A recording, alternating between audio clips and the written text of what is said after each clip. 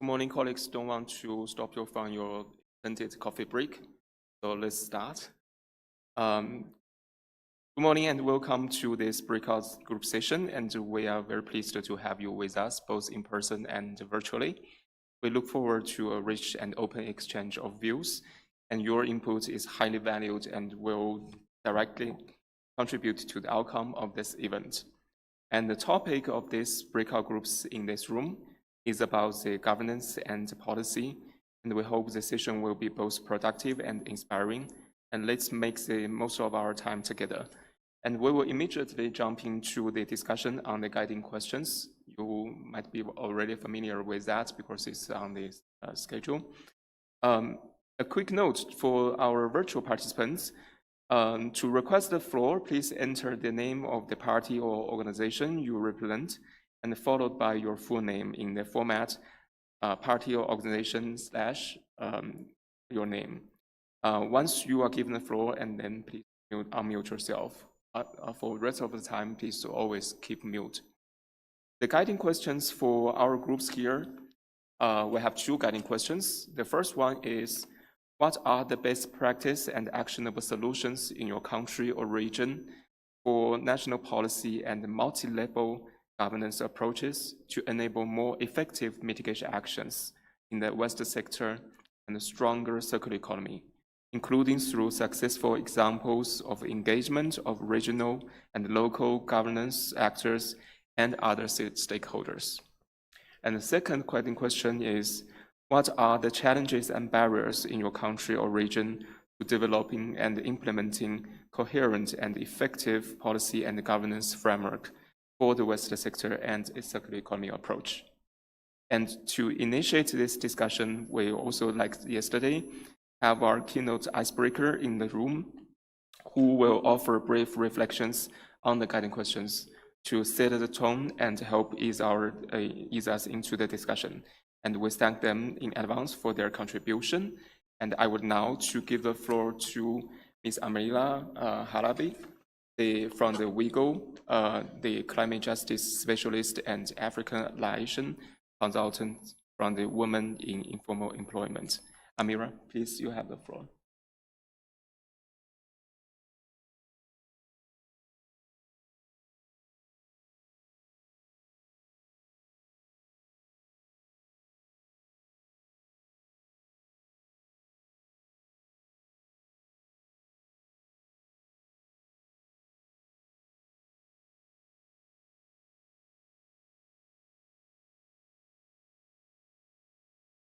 Okay, good morning, everyone. Thank you very much for having me here, Secretariat and Chair.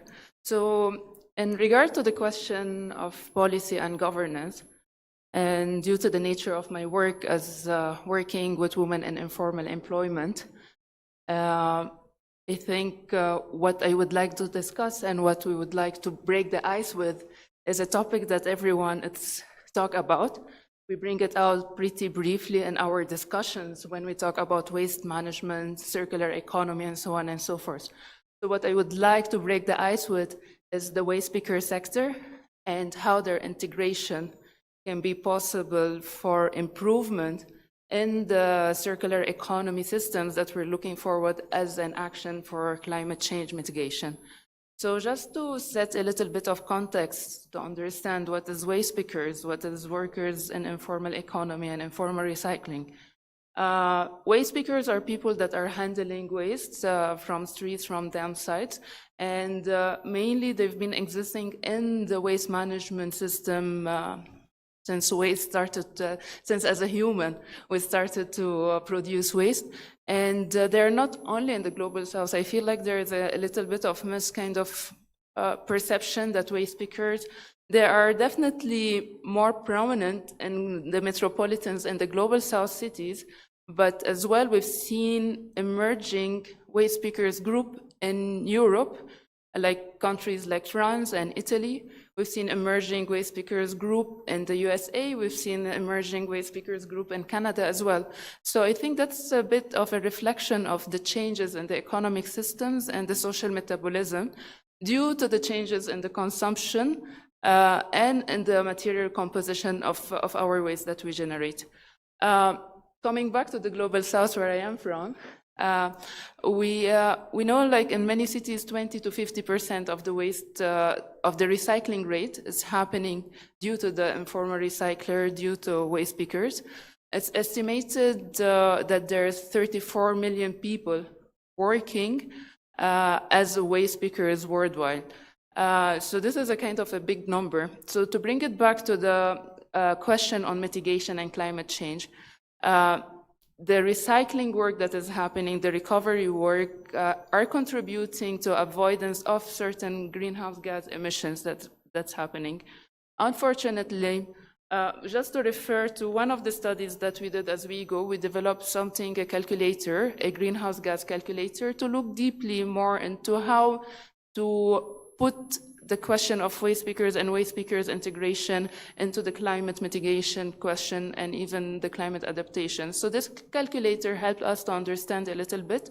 It's not perfect, but it helped us to give a number to the mitigation efforts that waste pickers are doing.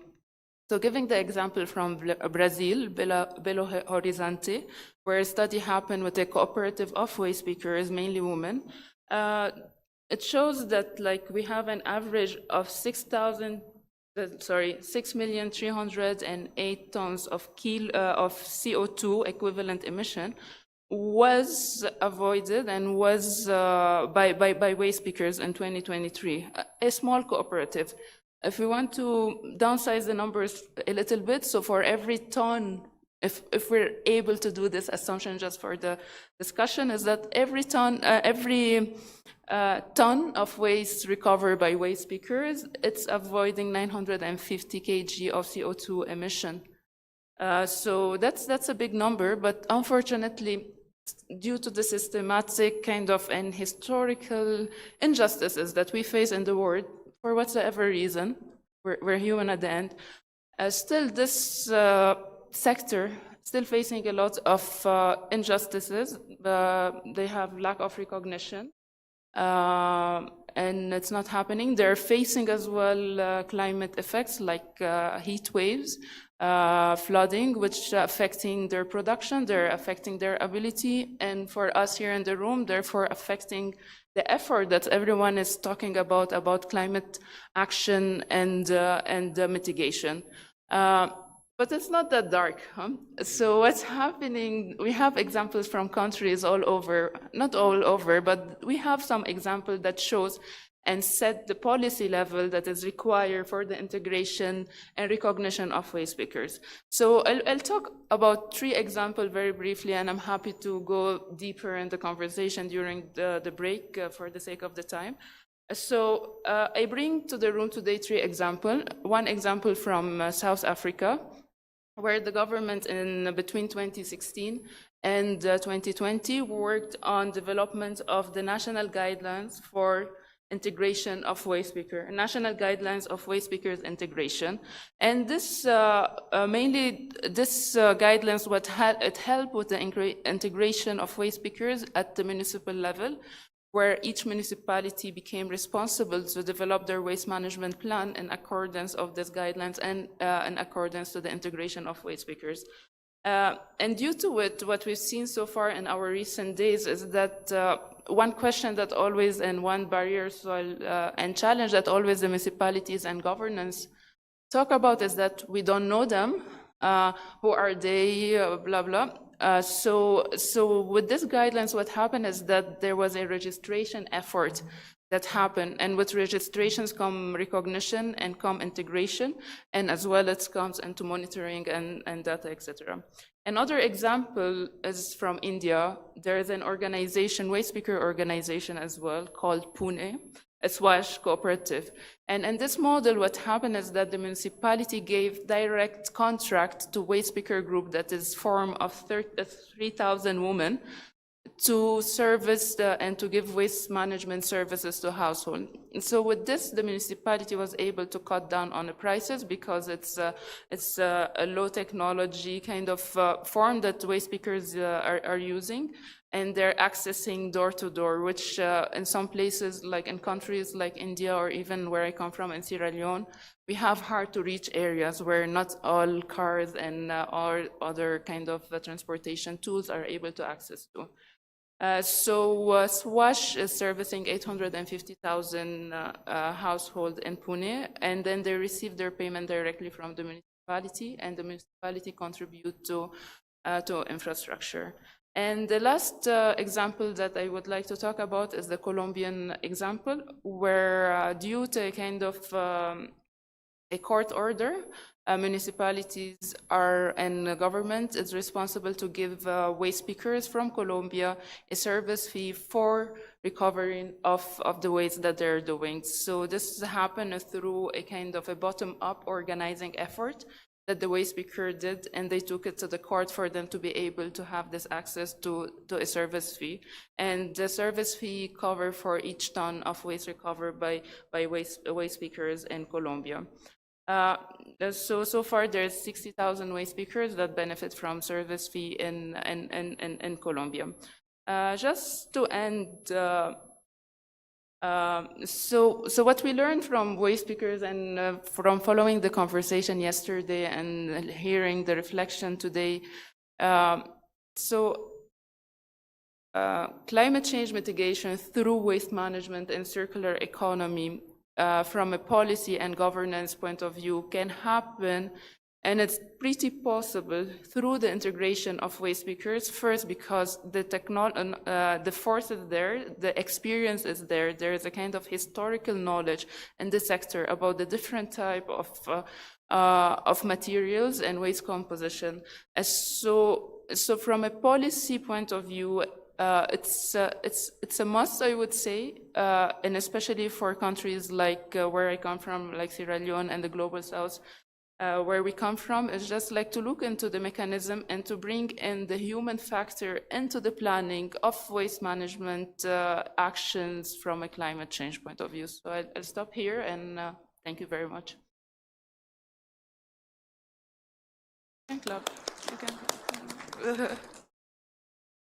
Thank you very much, Amira. I think you have shared very good examples, especially I think very impressive that the contribution would be 950 kilograms CO2 per person per year. I think it's really impressive. And also you shared that the like 3 countries, South Africa, Colombia, India, have their different their practice. I think is also in line with their national circumstances and even the local circumstances. And of course, you mentioned that the Western management policy should take into consider the practice of waste pickers. I think this is equals to where you said that all stakeholders should engage in the policy making and implementation. I think you give us a very good example. Thank you so much.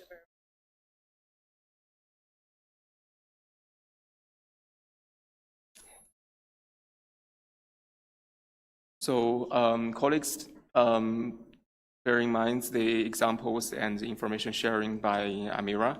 I would like to open the floor for your intervention, and both in-person participants and also for the virtual participants. If you wish to take the floor, please raise your flag or raise your virtual hand from the online system.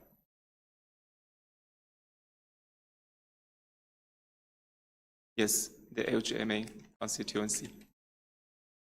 Would you mind to go to one of the microphone?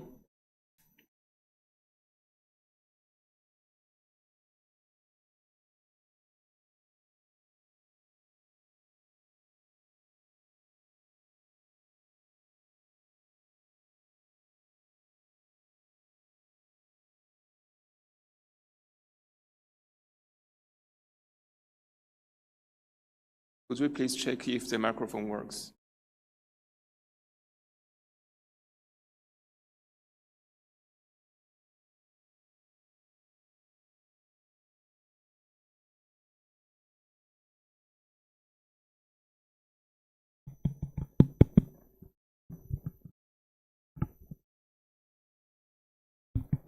Thank you.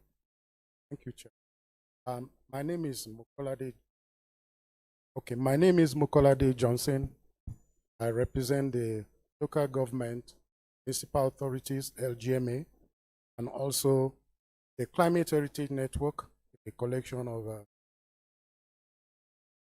NGOs around the world, also from the University of Lagos, and from research perspective. So I observing or respect to all that has been discussed yesterday, going on today. I think my intervention is on coming from the indigenous knowledge systems and how things, have managed to have the situation that we have on ground. So there's a research that is from the cultural and the indigenous perspective. The local community from Lagos, that is the Bariga community, Yoruba enclave, and also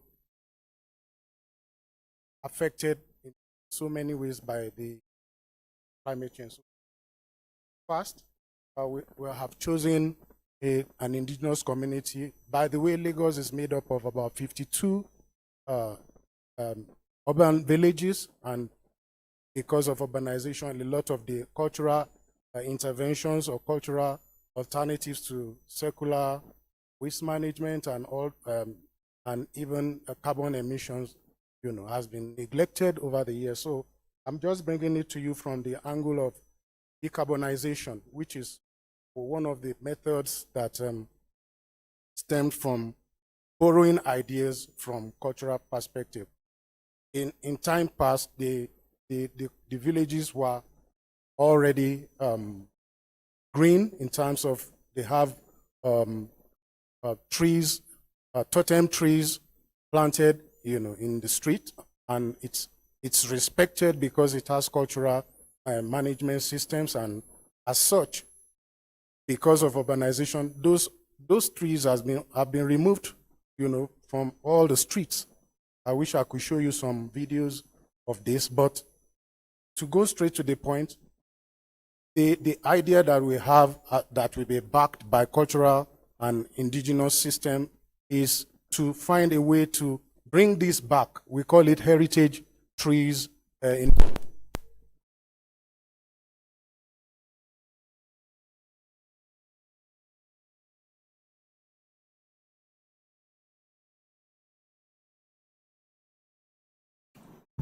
Would you mind to check if the microphone It's working now. So we call it Heritage Tree Initiative. And that is because the urban people, as we have it today, will be given the chance to raise trees on their streets. Those trees are, we call it mobile planters, such that the smallest of spaces can take, an example of a totem tree, and it will be embedded with sensors that can catch moisture, that can also detect the carbon absorption, from each tree. And residents of trees or house to house are encouraged to own those trees so that they can nurture it. And that is because land space in Lagos, as an example of one of the largest urban centers in Africa, needs people's intervention. That is, they must be there to own it. And that's why we call it a heritage tree initiative. And the idea is that you own such trees and you nurture them and on the agglomeration of the whole thing, the city, the streets are regreened back, and in such a way that it becomes a decarbonization mechanism for all the streets. And this will be publicized because, like I said, the custodians are the people that live there, and as such, they are responsible for the upkeep of such green parcels and assets, so that, financing it is also from their end because they look after it on a daily basis, and the ownership makes it possible for them to be a part of the ongoing decarbonization efforts that can lead to solutions into what we are talking about. So these have been systemized on on our presentation slides, which we can give later on if we are allowed to. But that, in a nutshell, is the type of intervention that we have, from the LGMA and CHN, perspectives. Thank you. Thank you, Professor. On behalf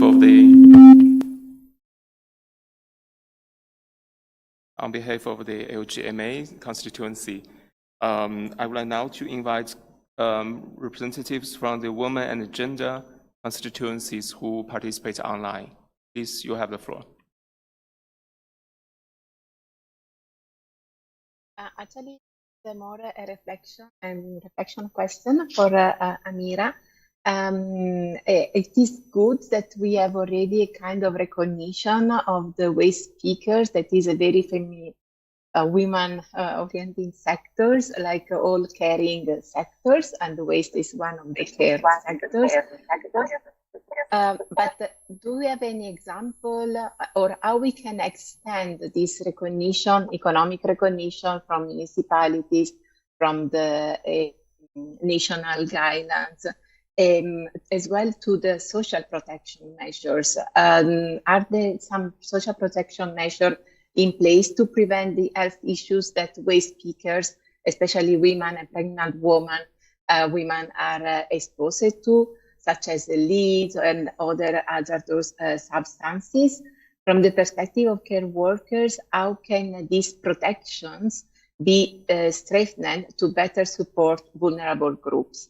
I don't have the answer. What I can see that now in the global north municipalities, we see more and more women in the streets as well. So I agree that it's not only the informal waste speakers, but as well the formal waste speakers are female. But what are the social protection and especially in respect to health that we are including for that? So it's a reflection question. Thank you very much, Chair. Thank you, representatives from the women and gender constituency, for sharing her views. I think there are some hands raised. I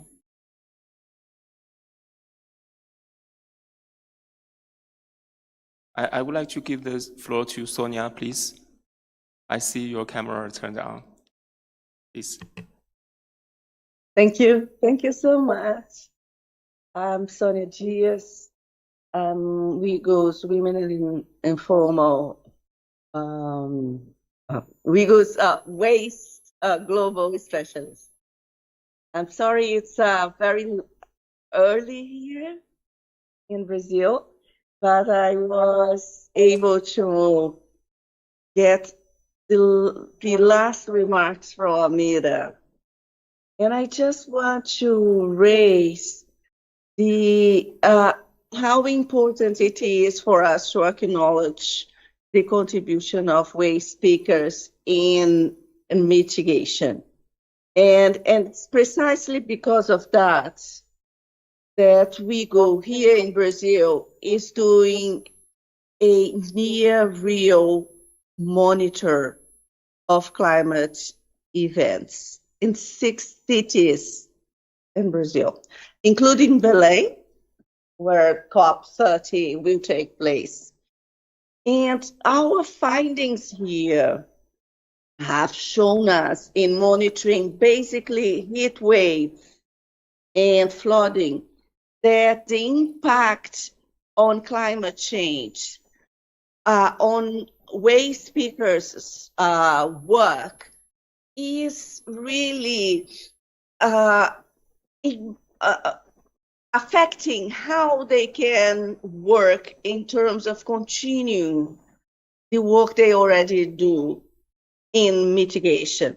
And the 4 events we have monitored in different cities in Brazil showed us an impact that ranged from 12 to 30% in terms of productivity. And this is very important. So my remarks is just around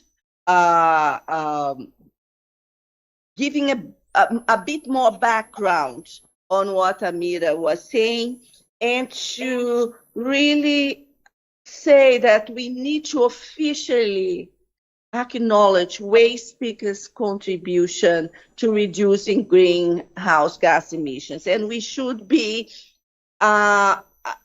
including them in the NDCs, this acknowledge, and provide indicators that really show that they are contributed to NDCs and to locally determined contribution. This acknowledgement is important, and also it's very crucial that we do invest in finance for climate change sensitive work infrastructure. In Brazil, we have many sorting centers for waste pickers, where cooperatives, waste pickers who belong to cooperatives work, sorting and processing recyclables. And our mapping has shown how infrastructure is key to support the work they do in mitigation. Thank you very much. Thank you very much, Sonia. I think you mentioned a very important and also interesting points that in fact, to support the infrastructure and also the capacity to adapt to the climate change impacts would also have some impact on the mitigation policy, whether it could be implemented well. I think this is a very interesting thing. I would like now to give the floor to colleagues from Colombia and to be followed by European Union.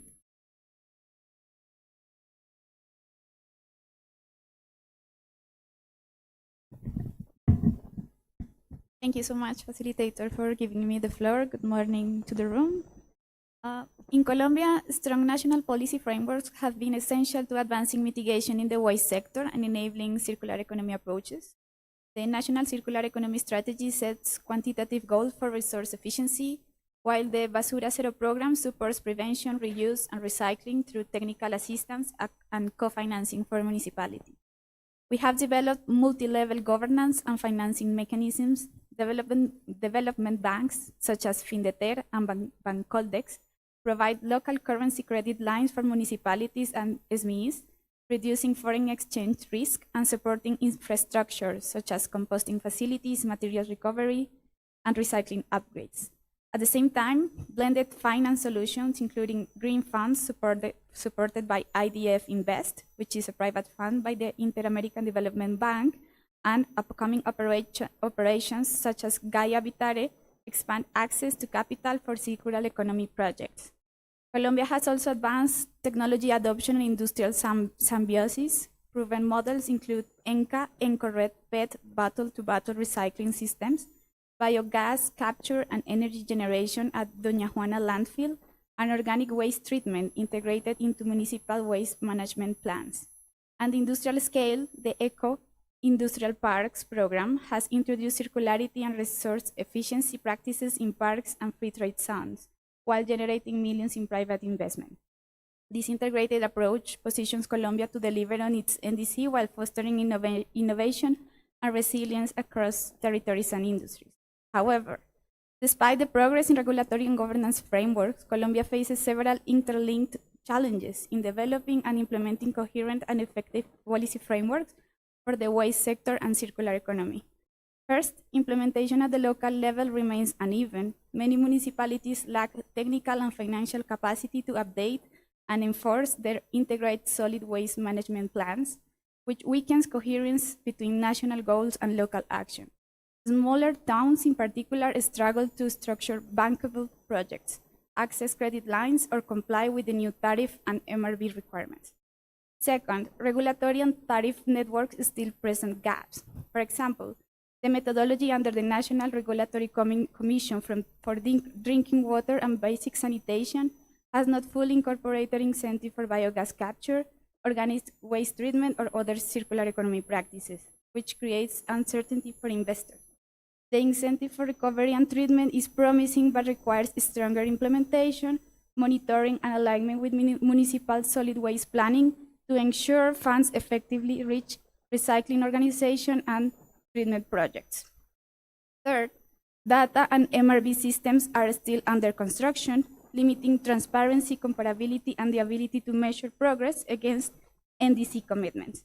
Private investors also face difficulties accessing reliable baseline and performance data, which reduces confidence in project revenue streams. So regarding the case that Amira from the organization was mentioning, we have advanced with the formalization of West speakers under Decree 596, and it's a progress that we want to showcase, but the progress is still uneven, with persistent barriers in contracting, access to finance, and recognition of the service provided by the West speakers. So building trust and ensuring inclusive governance requires sustained technical assistance and funding. In parallel, cross-ministerial coordination between environment, housing, commerce, and industry ministries needs strengthening to align waste sector policy with broadened circular economy, industrial competitiveness, and climate strategies. Thank you. Thank you, Colombia, for sharing your experiences and also the challenges you're facing. I would like now to give the floor to European Union, to be followed by the Farmers Constituency and Sri Lanka and Japan. European Union, please. Thank you, Gao, that's fine. Thanks. I would also like to, and good morning, colleagues. Okay. Well, I wanted to also face the participants a little bit. I also wanted to thank for the presentation, and we agree with many of the comments made online as well about the importance of taking on board the social dimension when developing our circular economy approaches. And well, the presentation also showed that the North and the South face similar challenges. Also, sometimes if we don't expect this to be the case, and that the North can learn from the South as well from some of these experiences. So thank you very much for this. I will now elaborate a little bit on the main governance elements on circular economy in the EU. The Circular Economy Action Plan is one of the main building blocks of the European Green Deal. That's the EU's agenda for sustainable growth. It includes initiatives addressing the entire life cycle of products, including regulations for design and also aiming at the prevention of waste. It empowers consumers and public buyers also by providing information, making information more accessible for them to be able to have an informed choice in their consumption. It focuses on sectors that use most resources and where the potential for circularity is high, such as electronics and ICT, batteries and vehicles, packaging, plastics and textiles, construction and buildings, food, water and nutrients. It includes policies related to eco-design and also the right to repair. So in the context of a circular economy, the reparability of goods and products, in particular durable goods, is very important. If you have a smartphone that you cannot change any part of it, then you increases the electronic waste. While if there is a reparability possibility, then the products can be used much longer. We try to make circularity work for people, regions, and cities, and there are specific institutional arrangements. We have the Committee of the Regions, we have a Circular Cities and Region Initiative, and we have also a Circular Economy Stakeholder Forum to be able to involve the different actors. The upcoming Circular Economy Act aims to, inter alia, to establish a single market for secondary raw materials and increase the supply of high quality recycled materials, which is of course very important, and to stimulate the demand for these materials in the EU. As others have said, it's important and very essential to monitor progress. This allows the EU and national authorities to assess whether policies are effective and to identify best practices. In 2023, the Commission revised the Circular Economy Monitoring Framework that was adopted in 2018. And this revision adds new indicators on the material footprint and resource productivity to monitor material efficiency, and also on the consumption footprint to monitor if EU consumption fits within planetary boundaries. With regard to the barriers, yesterday we talked about the importance of multi-level governance, but the implementation puts an important pressure on local and regional governments to empower local businesses, communities, and civil society. So even if all levels are very important, there is a big responsibility for local governments who not always have the required capacity. And the shift from a linear to an extractive economy towards a circular and regenerative economy requires also a shift in mindset and vision of all actors, but also requires investments, which is often a constraint also for many local and regional governments in Europe. Thank you. Thank you, Gert, for sharing with us the practice in the European Union. I would like now to invite colleagues from the farmers' constituency, please.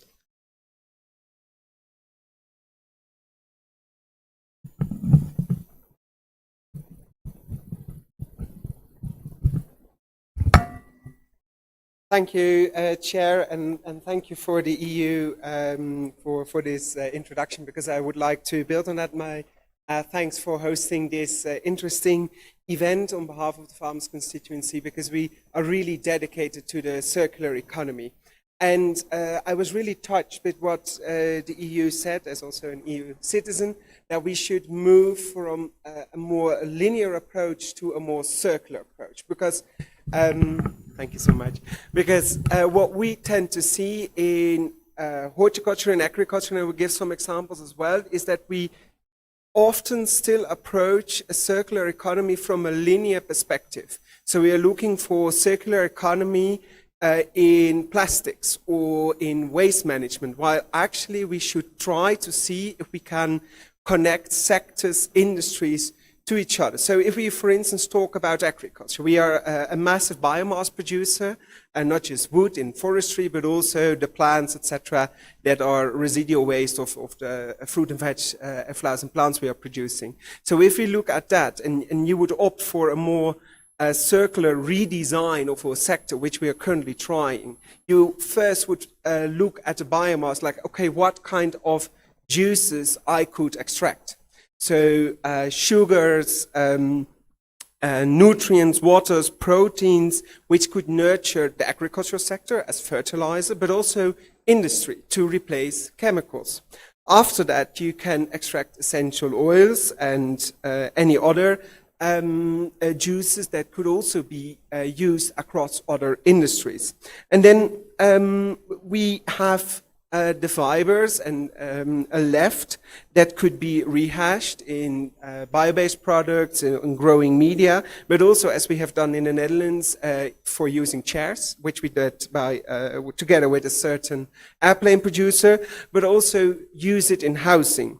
And then what's left, you can of course burn. So if you would look at a much more a cascading approach, you could much more make use of the waste that there is and introduce it truly into a bioeconomy. And how to stimulate that? So what we see is that for farmers, but for many entrepreneurs, and it has already been said a lot, it's quite difficult to make money from a circular economy. So we should look at layered income models. So not just for us, like I'm a dairy farmer from the Netherlands producing dairy, but also that you can find ways how to combine it with renewable energy, carbon credits, water reuse, etc., etc., etc. And you need to have a national, or in this case, a European strategy for that, to have the framework how we are going to do that, to ensure that we have accounting, transparency, etc. But we all know that the circular economy actually takes place on a local level. So based on this European, intercontinental, national strategy, we should opt for regional piloting.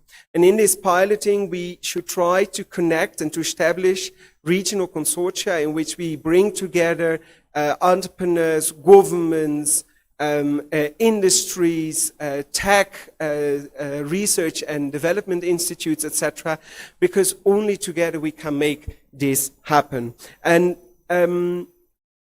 yes, we should do this on a regional level, but we can't do anything in a region. And a lot has already been said this morning in the summary about the knowledge exchange and knowledge sharing as well. And what we've seen, for instance, in the EU, but also in Latin America, that there are some regional consortia that are doing their thing in their region, but they exchange on a multilateral platform together to learn from each other. How is it going in Poland, in Latvia, in Ukraine, but also in El Salvador, Honduras, and Guatemala. So we really see that we need to opt for a regional approach. But if talking about governments and policy, that we should move away from a linear approach in circular economy and start redesigning circular loops. Thank you very much. Thank you for sharing your observation and very important views from the aspects of farmers' constituencies. I would like now to invite colleagues from Sri Lanka, to be followed by Japan, China, Angola Online, and also Iran. Sri Lanka, please.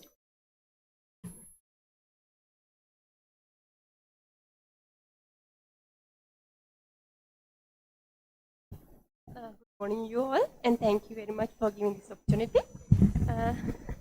When we consider our Sri Lankan context, Sri Lanka has established a regulatory and institutional framework for waste management under the Central Environment Authority and based on the National Environmental Act. And we have Waste Management Authority. It is functioning under the Provincial Council Act. Based on that regulatory bodies, Central Environmental Authority implements national level waste management regulations and issue an environmental protection license for the industries. And they have regulate solid waste disposal and effluent treatment plants. When we consider the Waste Management Authority, they manage municipal and domestic solid waste in Western Province, and they works with local authorities for collection, segregations and disposal. When we consider the environmental protection license, based on the CE, Central Environmental Authority regulations, they have separate industry into category A, B, C, and D, depending on their size, waste generation, and pollution potential. And when we consider the EPL, it is the most important one for the waste management in Sri Lanka. EPL is mandatory for operating industries, issues and renewal annually for once every 3 years. When we consider the solid waste handling and disposal and effluent treatment and discharge compliance, and the air quality and emission management are considered under the EPL regulations. So solid waste disposal regulations, it also the standards for safe disposal, transport and final treatment. And the effluent treatment plants regulations, all the industries are required to operate on-site ETP or connect to common effluent treatment plants. And the waste collectors, it also a very important one. CEA, Central Environment Authority, has registered list for the waste collectors.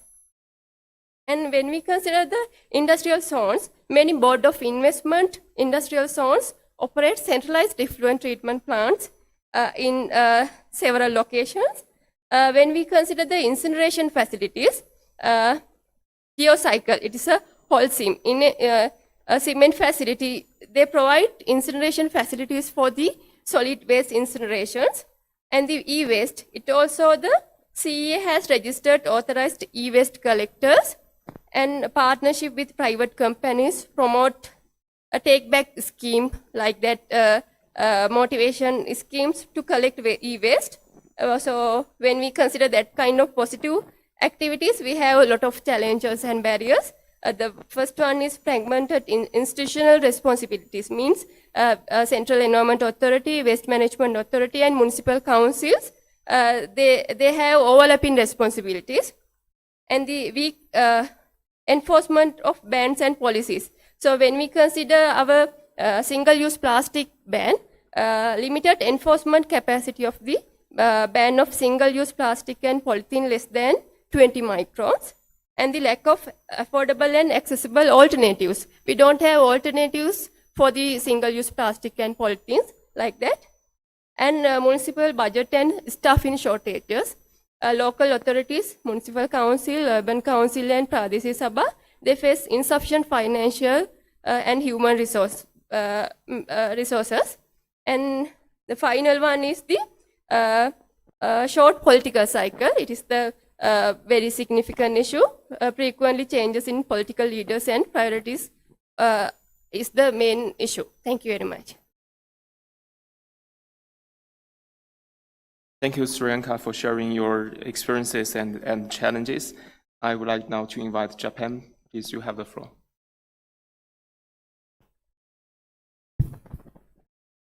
Thank you for giving me this floor. I'd like to take this one of the best practices in the circular economy from policy and institutional as part of Japan's green transformation strategy aimed at achieving both carbon neutrality by 2050 and sustained economic growth. The Act on the Promotion of Effective Utilization of Resources was amended in May 2025. The amendment seeks to strengthen resource circulation and promote emissions reductions throughout the entire product life cycle.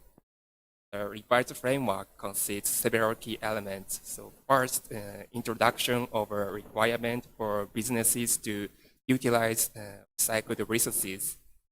The Act designates certain products in which businesses are required to use recycled resources. Manufacturers above a certain production level must submit a plan and regularly report on their utilization of recycled materials. This creates stable demand for recyclates and contributes to the reduction of especially upstream GHG emissions. Second, promotion of environmentally friendly designs. The Act is to establish a certification system for outstanding environmentally friendly designs, including designs that facilitate the disassembly and sorting of products and designs that lead to longer product life. From the perspective of promoting the effective utilization of resources and decarbonization. Third, promotion of further recycling of raw materials that are necessary for achieving green transformation. The Act is to take a special measure under the Act on Waste Management and Public Cleaning, in which businesses that have received certification for their high collection targets are not required to obtain a license for collecting and recycling designated products if they observe appropriate management practices.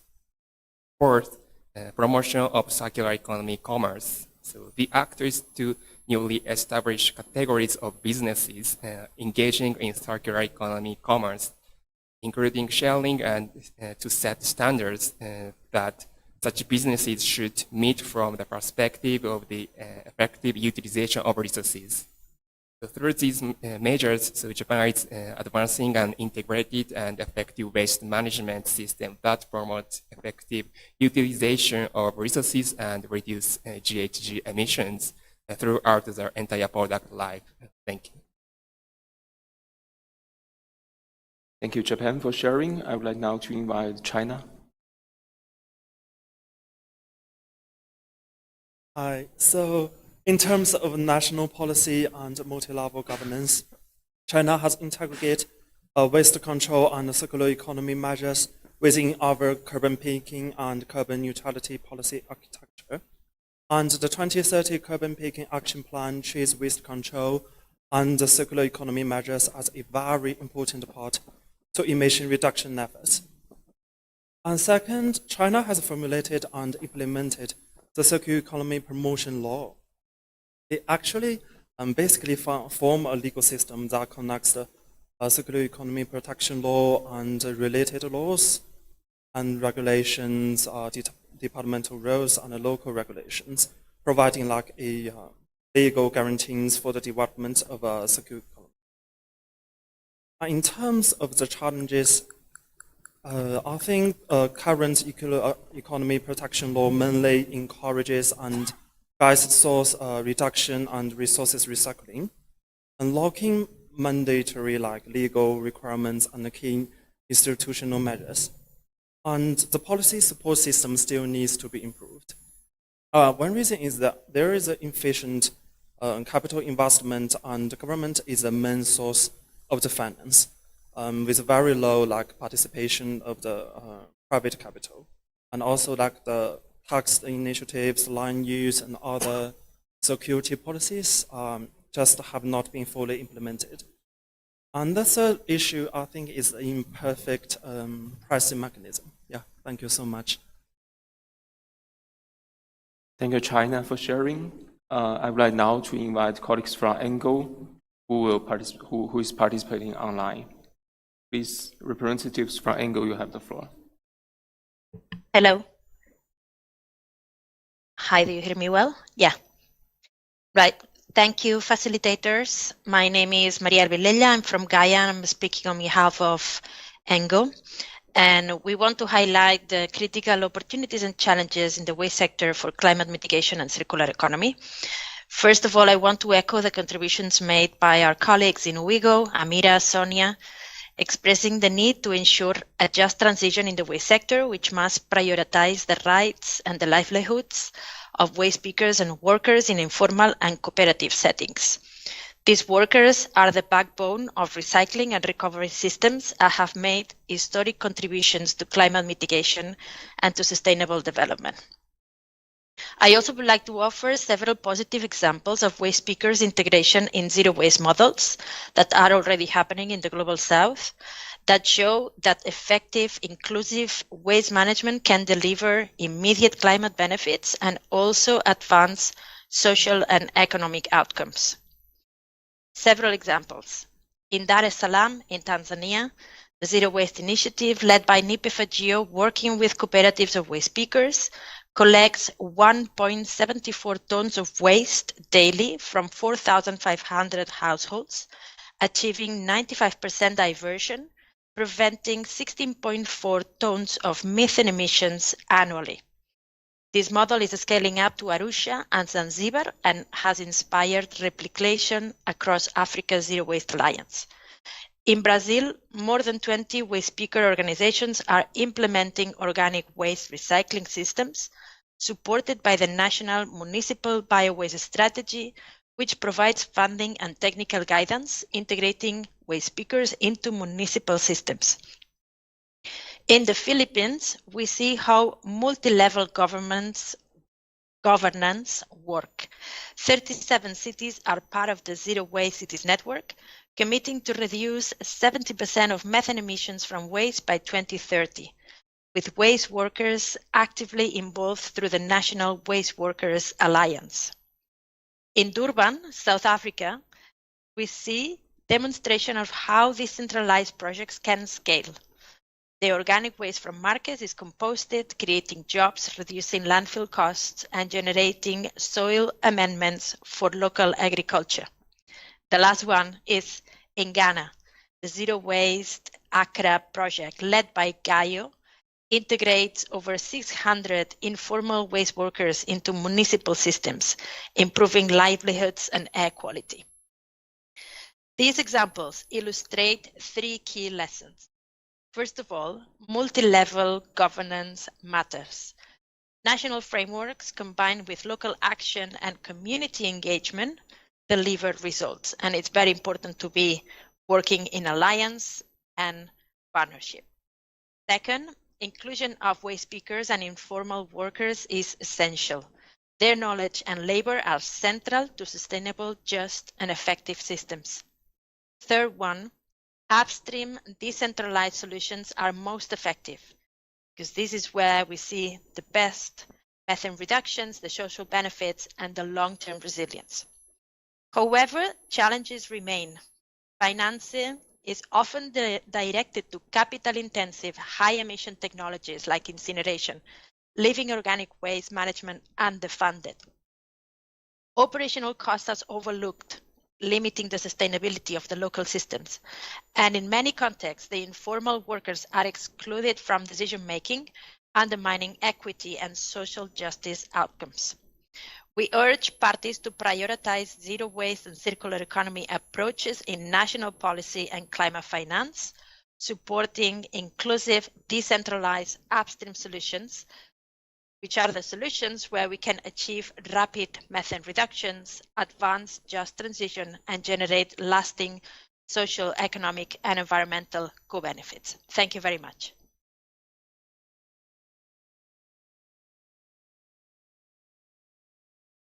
Thank you, a representative from ENGO, for sharing us a lot of the practice around the world. And also you have summarized, in fact, the experiences and also the challenges. Thank you so much for that. I would like now to invite colleagues from Iran. Please.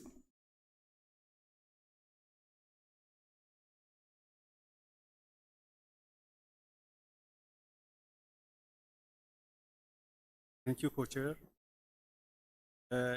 In Iran, waste management legislation and bylaws set the framework for waste management at national level. The legislation incorporates circular economy approach in defining functions and responsibilities for national, regional, and local waste management. Based on the legislation, the Department of Waste Management in Iran, Environment, Ministry of Interior, municipalities, together with the National Working Group on Waste Management, are the key regulators, supervisors, and executors in the field.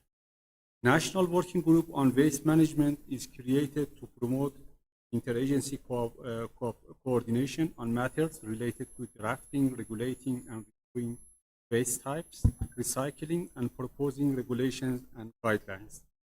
Municipalities and rural districts follow up the implementation of comprehensive operational plans for municipal waste management through local municipalities and rural authorities across the country. Therefore, at micro level, local municipalities through waste management organizations within their structures are responsible for waste management operations from collection, storage, separation, transportation, recycling, processing, the treatment, disposal of waste, as well as public training and awareness raising. Regarding challenges, like other developing countries, we have similar funding, technical, and technological challenges, including lack of specialized recycling infrastructures, planning, attractive incentives, and investment in the waste sector, which have impeded proper handling and leading to serious environmental problems from air, soil, and underground water pollution by waste, which had serious implications for the whole population living in the ecosystem. Other challenge facing the waste sector is the growing network of informal dry waste pickers and traders who collect most of the dry waste at the dumpsters, inadequate landfill capacity and improper site selection in proximity of urban areas, lack of adequate processing, recycling, and treatment infrastructure, as well as conflicting responsibilities of authorities and their contractors in the waste sector.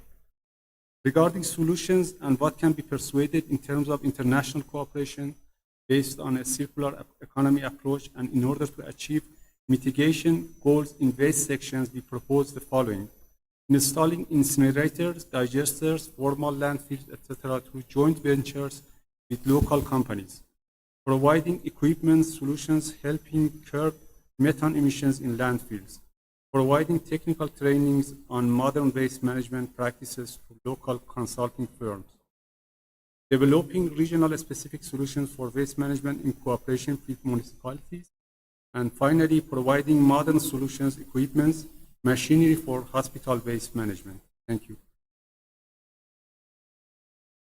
Thank you, Iran, for sharing your experiences and practice, also the challenges you face. I would like now to invite colleagues from UK to be followed by Norway.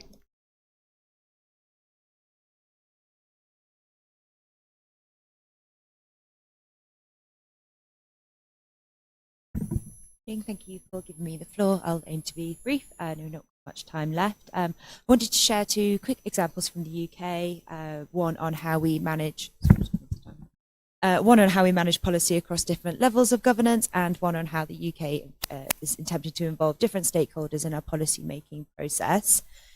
So for the first example, whilst our national government sets policy and targets, for example, residential and commercial waste will need to be separated into food waste, paper and card, other dry recyclables, and organic waste from March 2026, according to national legislation. Many local councils and governments have got ahead of the curve and already introduced local waste separation policies.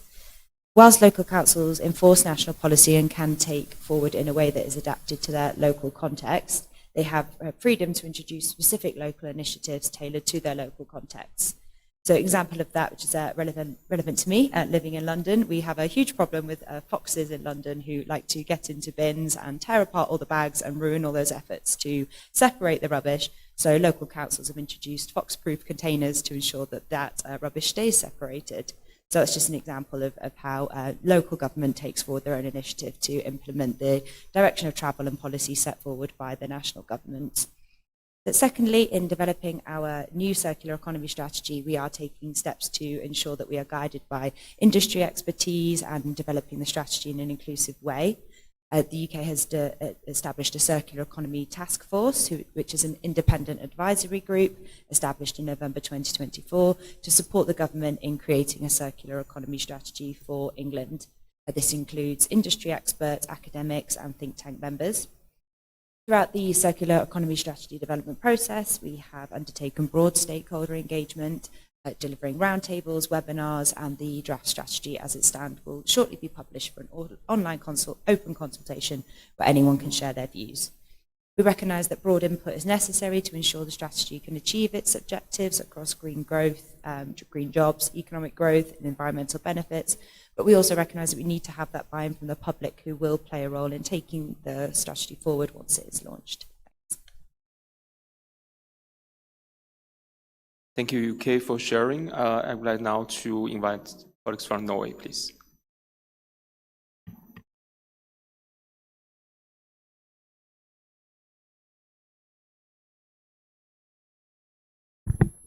Thank you very much.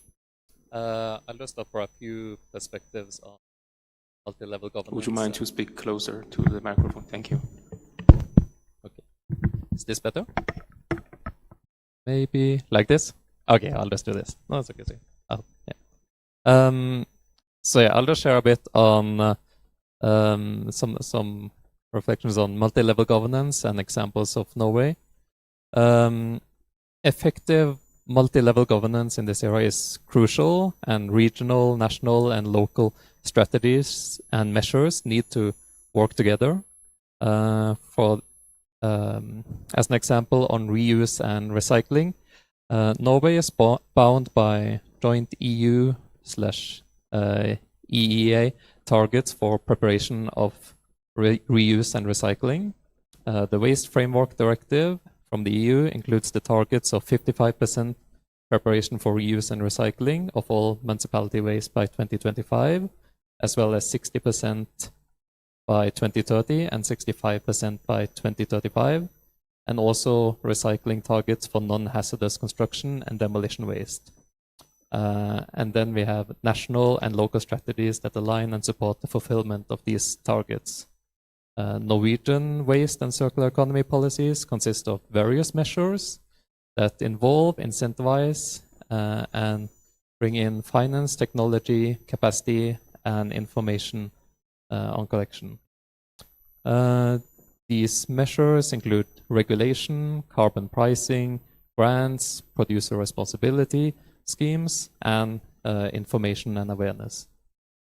Some specific examples on legislation and regulation that are key for our approach is the prohibition of waste landfilling. Landfilling of wet organic waste has been prohibited in Norway for over 20 years.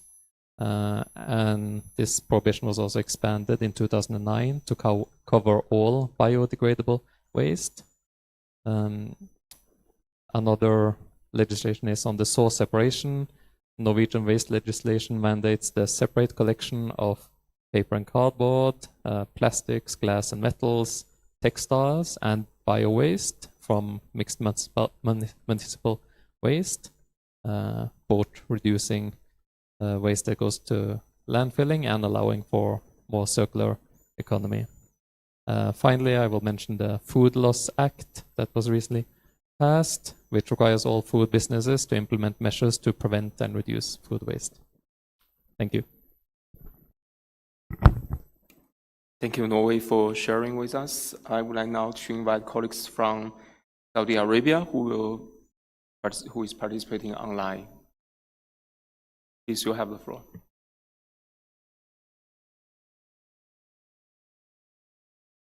Thank you very much. Am I audible? Please go ahead. All right. Thank you, Chair, and thank you for giving us the floor. Our intervention here is mainly towards also, I would say, restating the importance of building up the structures for financial subsidies and specifically gate fees from a policy and a governance perspective for the sector, and to enable a proper deployment. It's important that this becomes enacted. So in addition to the practices and the deployment for the practice, the strategies which should empower local actors. For example, in Saudi Arabia, a comprehensive waste management regulatory system that integrates circular economy approaches at the municipal level, where we believe engineered landfills with methane capture and locally adapted awareness campaigns are helping communities engage in waste reduction and improved separation and awareness raising efforts, particularly around food waste, not only to reduce emission, but also to strengthen food security, engage multiple stakeholders, including municipalities and private sector and the civil society as a whole. Engaging multiple stakeholders has proven effective in building the ownership and ensuring solutions are adapted and very well accepted in the local context. Over time, this more bottom-up approach will prove to build a bigger or a better foundation for circularity while maintaining the national flexibility. Now, still in terms of the challenges, the main challenge lies in policy coherence, enforcement, and capacity, and society readiness as well. Transitioning from circular economy to linear economy approaches is not only new as national regulation, and perhaps maybe building on from one of the interventions that we participated in yesterday, where we have shed light that the waste management legislation and waste management law in the kingdom is still at its infancy, with the laws still only passed less than 4 years ago. So hence, it's important that we adhere to this I would say, growing acceptance of these regulations, and building on in one of the earlier interventions with the sorting at source necessities. This is definitely something that can improve the value of recyclables and can make the recycling processes or can make the recycling processes more cost effective. However, at the same time, it is still challenging in terms of the deployment with the lacking infrastructure that is yet to be built. So I believe these are important to be adopted before this actually goes into full circularity in action. Thank you, Saudi Arabia, for sharing your practices and also the challenges you identified. So, colleagues, I think this comes to the end of the interventions. I think we have a very good time management, and you can enjoy your extended coffee break. And the coffee break is located between meeting room 1 and 2. I think there are several coffee breaks. Please go to the mitigation MWP coffee break. We will come back by at 11:30 for the second round of the breakout discussion. Thank you.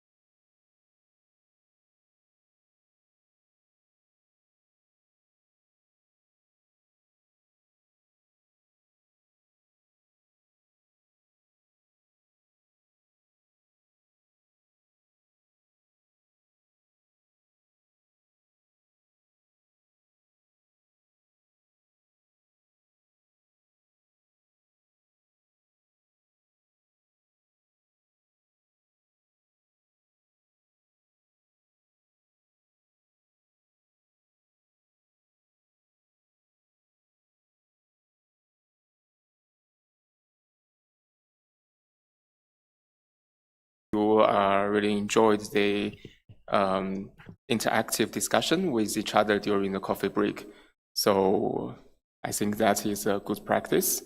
So in this round, or in the first round of discussion, we have spoke to one of the themes under the area of discussion 2, and now you have the opportunity to talk about the other themes under the area of discussion 2, which is, I think, most of us are very favoriting, that's FTC, the finance, technology, and capacity. So let's move to our guiding questions, which is shown on the screen, I think. Oh, no, it's on the screen.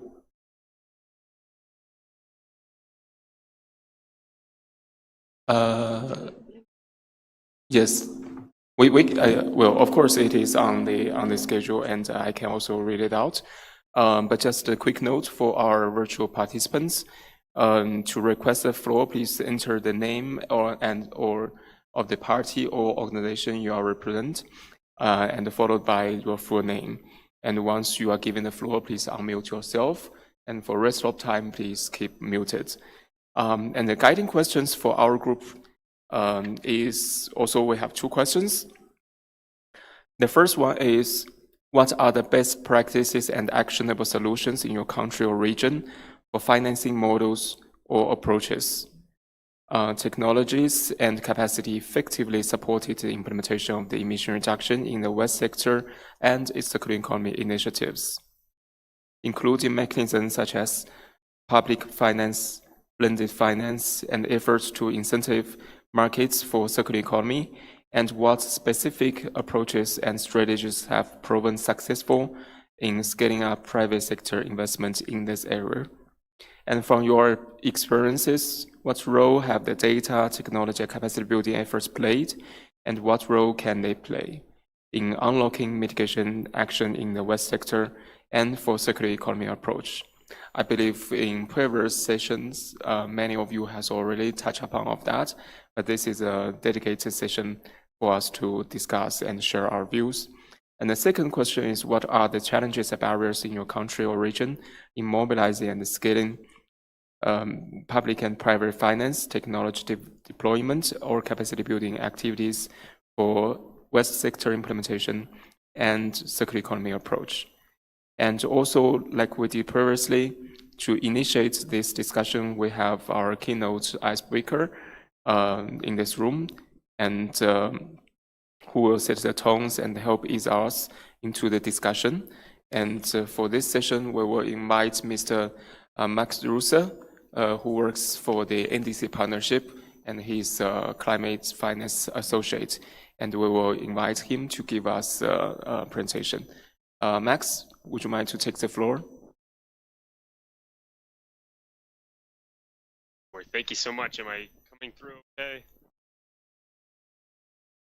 okay? Yes, we can hear you. Please go ahead. Okay, great. Yeah, first, thank you so much to the co-chairs, the organizing team, and the UNFCCC for their work in facilitating this important dialogue. My name is Max Russer. I'm a climate finance associate with the NDC partnership. And for those of you in the audience who may not be aware, the NDC partnership is a global coalition bringing together 250 members, including more than 130 countries, both developed and developing, as well as more than 110 institutions to deliver on ambitious transformational climate action that helps achieve the Paris Agreement and also drive sustainable development.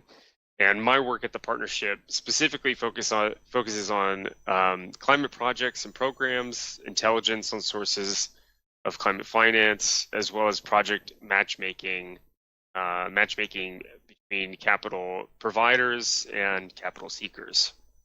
So a bit more about the partnership and how this ties in with waste.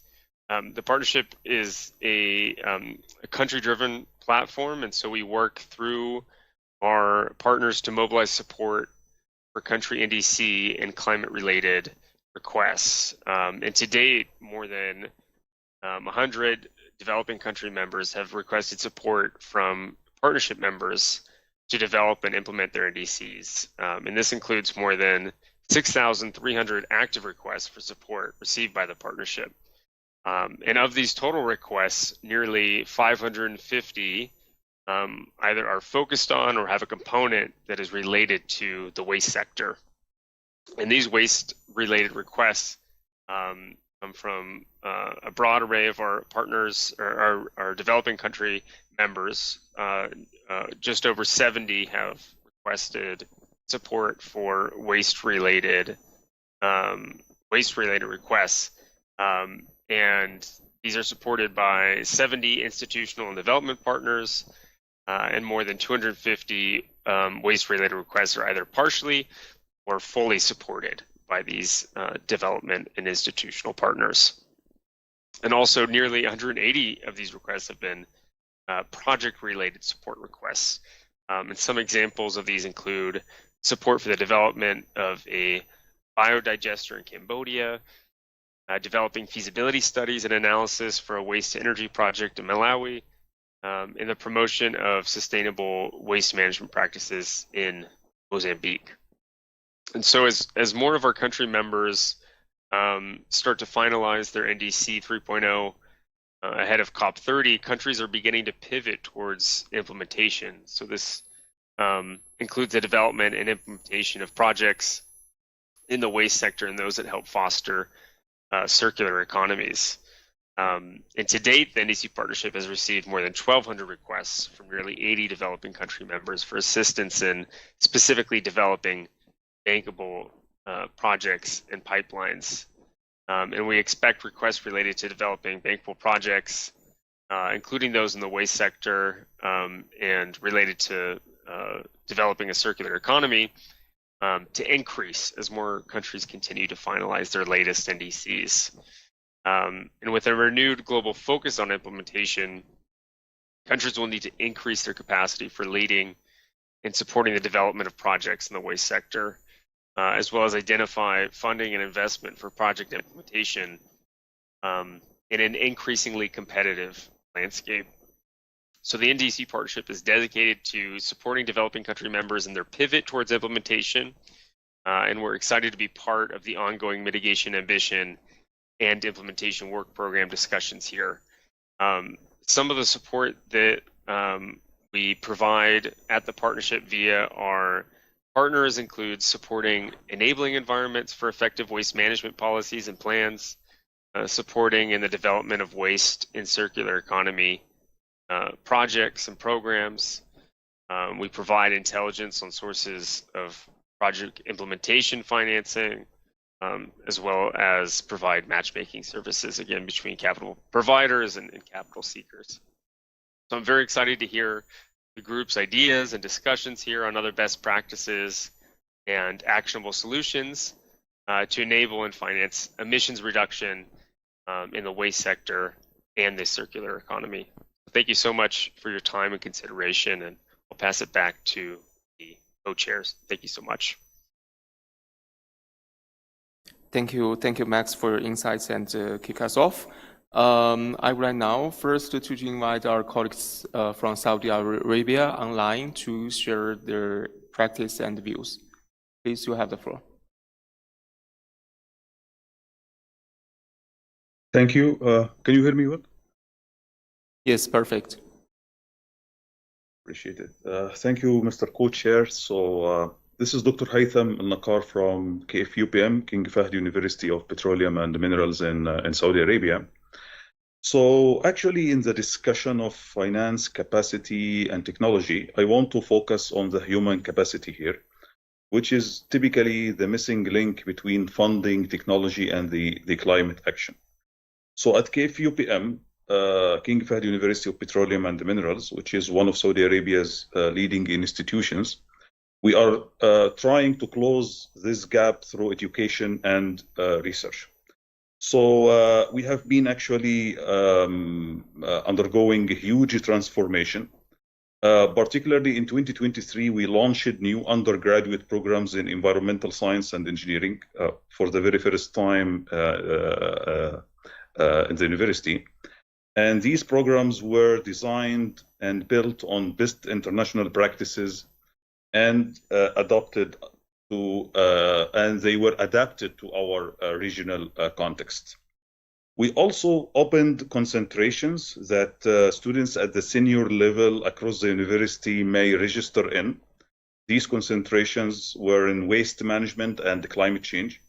And these are accessible to students from departments other than ours. We are the department, or I represent the Department of Civil and Environmental Engineering, but other students from other departments seeking other degrees could actually register in these concentrations to take a deeper dive in waste management and climate change. At the graduate level, we created fast-track master programs, typically completed in 1 to 2 years, and were designed particularly for professionals who want to shift their careers into environmental science and engineering or upskill their knowledge, actually. We also expanded our course portfolio, including a brand new course that was approved actually just a couple of months ago. This course will tackle quantitative sustainability assessment. And this course has been designed to give students the tools to evaluate options and also make informed decisions for the circular economy and the climate mitigation. Another key point also I would like to highlight is related to inclusivity. So these programs are well populated with female students, which is vital actually for building the diverse human capital that the Saudi Vision 2030 and our climate goals require.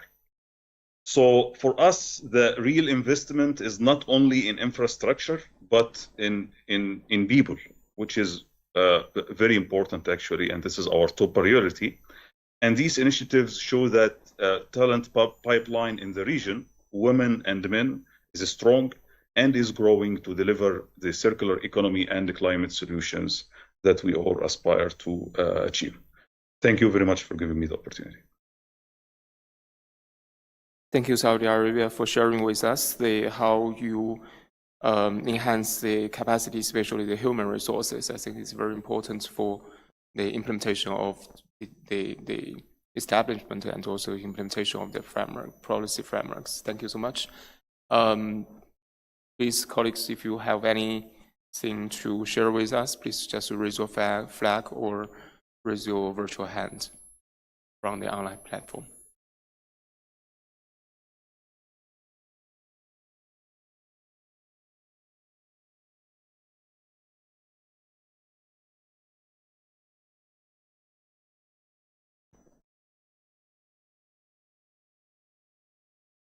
May I invite Sonia from Vigo online to share your experiences? Sonia, please. Thank you. Thank you so much. I want to intervene around the relevance of data, and particularly to call attention to how important it is to document how climate change is affecting waste speakers. Given our previous intervention in the earlier session around the relevance of their contribution to GHG mitigation, WIGO has been for 4 years or so implementing a research and action agenda anchored in the challenges of mapping and documenting the impacts of climate change on waste speakers. We have also been engaging with city-based data, particularly here in Brazil, in a few cities. We are using city data to analyze climate vulnerability affecting waste speakers sorting centers in these cities.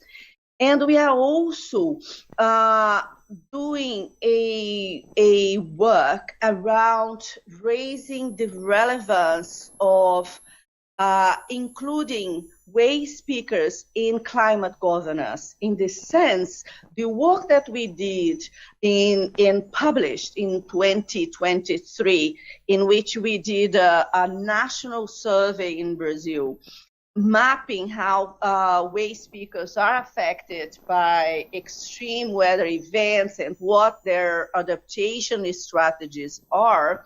Due to this work that we did, we have managed to create important inroads in terms of climate governance in Brazil.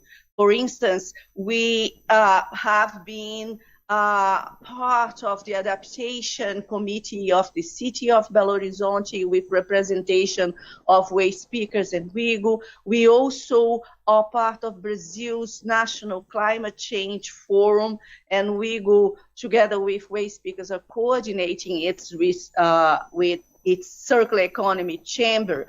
So it's very important that we do map systematically what is happening in terms of how heat waves and flooding are affecting waste speakers at their workplace. So I want to raise the relevance for us to do such mappings in other contexts. This is it from me. Thank you. Thank you, Sonia, for sharing your views on behalf of the WIGO. The floor is still open.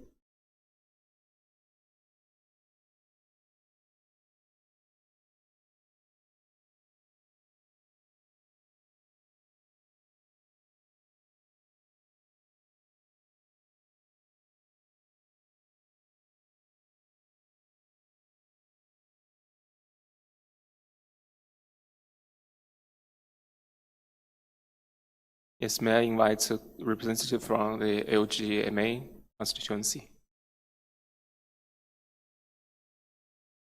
Yes, I think you can sit there and just take one of the microphone.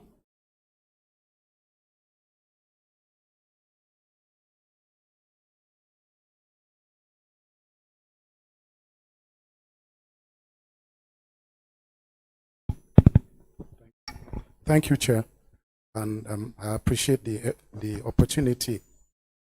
When I presented in the morning, I was talking about the main word here, the decarbonization, and how do we use that for climate heritage preservation, and an idea that is well supported by the LGMA and Climate Heritage Network collection of many NGOs around the world.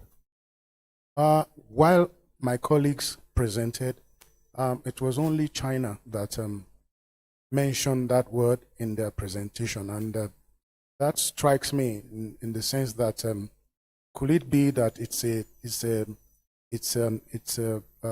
key word that we're overlooking in this quest for either financing or other benefits that we're looking for in terms of maybe incentives, the finances, and the strategies. So I'm looking at it from that point.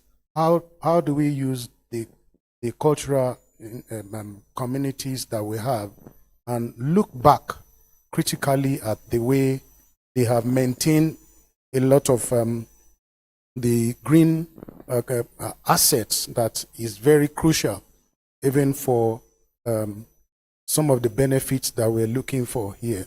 So decarbonizing through heritage preservation, the climate heritage preservation from the indigenous perspective seems a very financeable.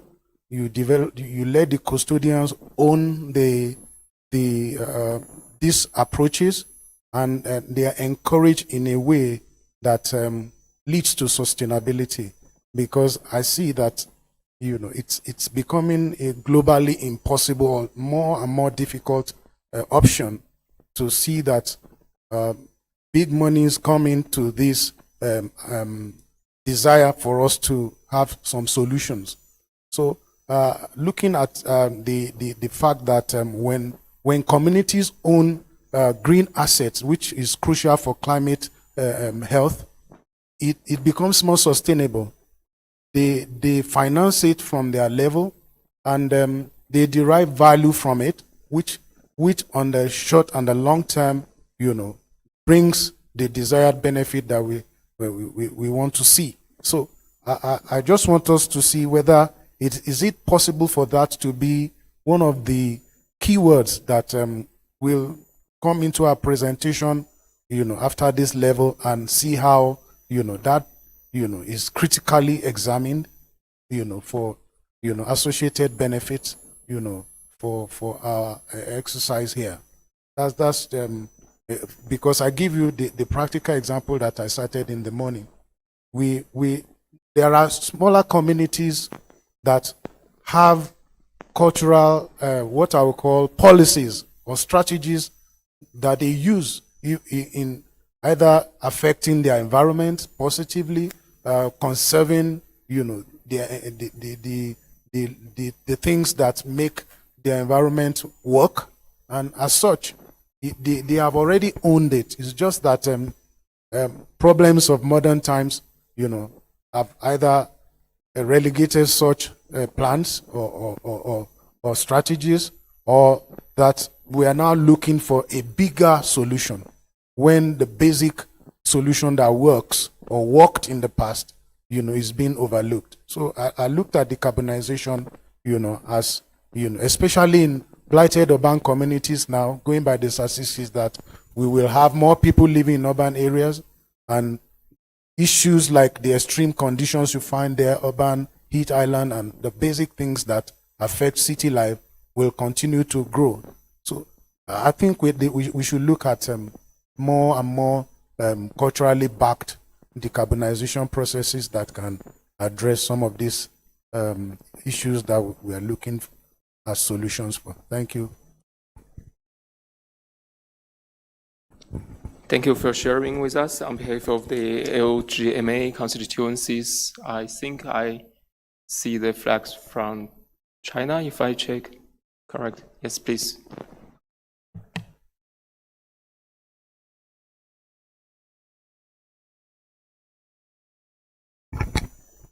Hi, so in terms of finance, China has established dedicated funds to promote a circular economy development and issues a notice on investment and financing policy measures to support the development of circular economy, and sent a very concrete measure in planning, investment, industry, pricing, credit, data financing, and like equity investment funds and venture capital, IPOs, and the use of the foreign capital. And second, China has also introduced relative policies to support flagship circular economy projects. And China also arranged the central financial funds every year to support the construction of key circular economy projects with over 10 billion yuan of financial funds invested. And these guiding funds mobilize enterprises to build circular economy projects and drive social investment of over 100 billion yuan. And third, China is diversifying financing channels for the circular economy. On the one hand, China fully leverages the leading role of government planning, investment, industry, and pricing policies. On the other hand, China is also expanding direct financing channels to promote the development of circular economy, and utilizing the capital support role of equity investment funds and venture capital vehicles, and will support resource recycling enterprises in accessing capital markets. And in terms of the technology, I think there's a new model such as a internet plus recycling model are quite emerging rapidly in China, and new energy cars, smart home applications, and 5G enabled devices are becoming like new drivers of consumption. In terms of challenges, one is that the circular economy faces a problem of high cost and small industry scale, and has not yet formed the economies of scale. And secondly, in terms of waste management, there is a high demand for funds for the construction of waste-free cities in China, and there is a pressure for government support. Like there are so many regions in China now are carrying out the construction of waste-free cities. And third, like many countries, we are facing the challenge of unilateralism, and there would be great barriers for the global green transformation and cooperation. And we do need a good enabling environment for enlarged international cooperation, especially on the aspects of green products trade and green technology and cooperation. And unilateral measures will undermine the collective efforts towards global green transformation, and we just want emphasize on the importance of having a open and inclusive environment for international cooperation. Thank you so much.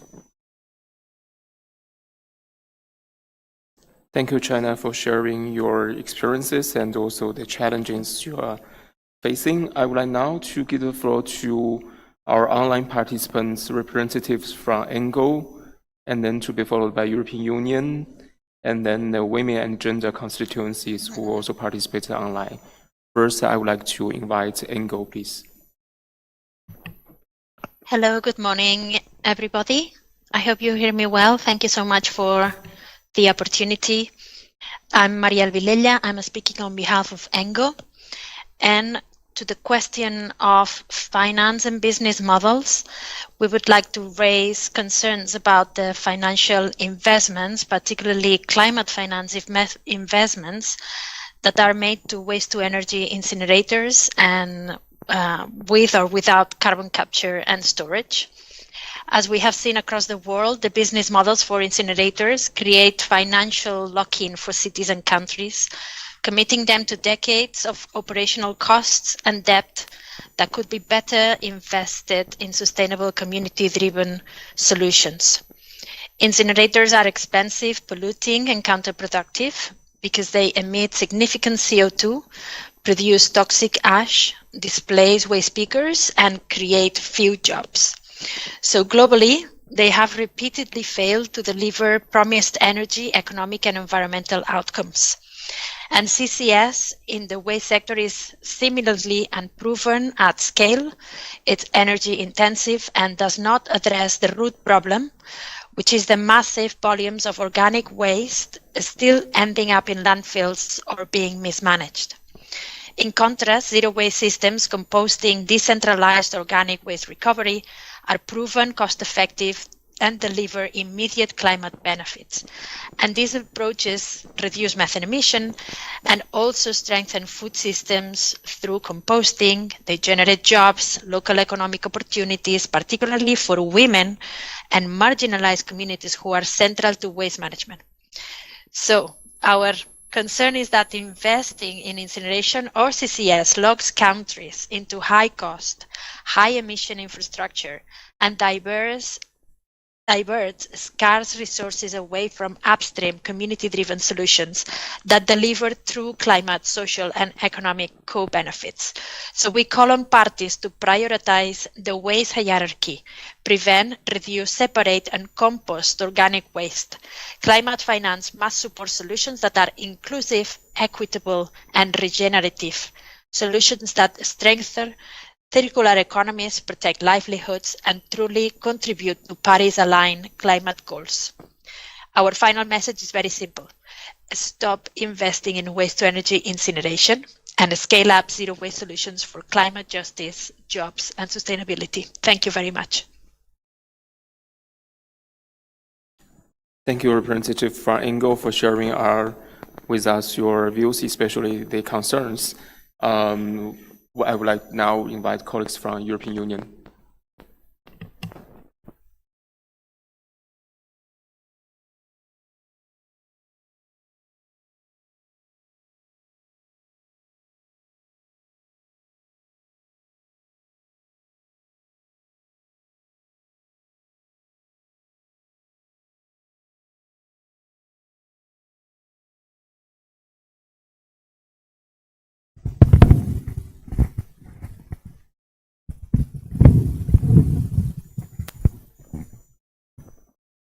Thank you. Yeah, I will also share a couple of policy elements that we have in the EU. Some of them were already mentioned yesterday, but just because they are very relevant also in this context. But I will try to keep it brief. We have the public procurement directives, and they have provided the legal foundation for green and circular procurement in the EU. Contracting authorities across the EU may base awards on the most economically advantaged tender, but allowing life cycle costing and environmental performance to outweigh the lowest price. So this helps to create a market for circular products. Also, as mentioned yesterday, there is the extended producer responsibility schemes, where producers must organize and finance the collection, recycling, or safe disposal of their products once consumers are done with using it. The funds collected are used to build infrastructure, to run collection point, to support reuse and repair, and to raise consumer awareness. There is also the EU taxonomy regulation, and this provides a classification system for environmental sustainable activities and can guide investors in their investment decision.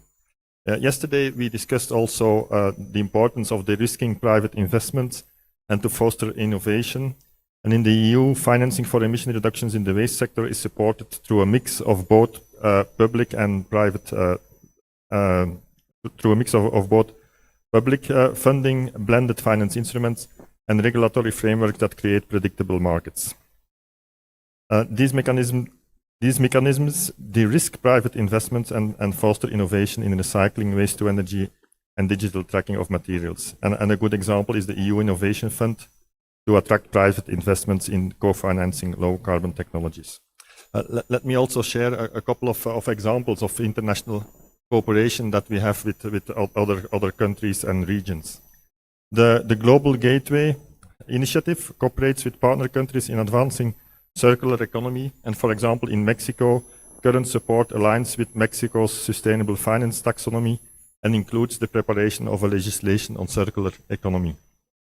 Yesterday, the presenter of the African Development Bank already mentioned the cooperation from the EU with the African Union, the African Circular Economy Network, UNEP, and the World Economic Forum, where we support circular economy training and policy missions, alongside specific programs like Switch Africa Green, which funds circular economy initiatives across the continent. And yesterday also the colleague from China mentioned the EU-China roadmap on a circular economy, where we work together with China on exchanging experiences and improving policies. Well, there are also many challenges and barriers.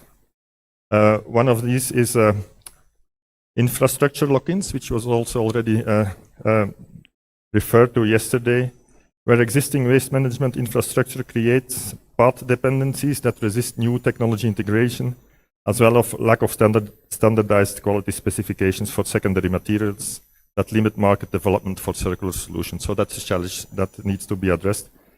There are also many fragmented waste management systems across EU member states, and regulatory uncertainty in emerging markets for secondary raw materials. High upfront costs for infrastructure and innovative technologies can deter private investment if there are not additional risk-sharing mechanisms. There are also challenges with data. Several speakers and intervenants referred to data and interoperability, and harmonization of standards could contribute to overcoming this challenge. Also, the price of many primary materials remains still too low, which means that the business case for circular production systems too often remains unprofitable. What I also mentioned yesterday in the question that I asked to the presenters is that existing financial risk models consistently underestimate linear risks, and this is also something that need to be addressed, and these models need to be adjusted. And there are still certain regulations. Policy coherence is very important. Also in the EU, we'll still have certain regulations that create perverse incentives, such as a higher taxation on the use of secondary resources than on their disposal as waste. and this discourages the use of materials, and is something that needs to be addressed as well. And finally, I would also like to thank the presentation of and the introduction by the NDC partnership. We think that the NDC partnership is a very important initiative that contributes significantly to matching demands from developing countrysides with funding, and there are many EU member states who are actively contributing to funding the work of the NDC partnership. Thank you. Thank you, Gert, for sharing with us the practice and also challenges of European Union with regard to this area. I would like now to invite colleagues from women and gender constituencies who is participating online. Please, you have the floor. Yeah, thank you very much, Chair. On behalf, I'm Floria Di Ciomo, on behalf of a Women and Gender Constituency, we would like to offer some reflection, recommendation for during this dialogue, especially because we see that we need an intentional inclusion of more women and gender diverse persons, waste experts, and circular economy in the not only in informal workers, but as well like experts, because they are really at the heart and of the mitigation aspects, like were very well defined before.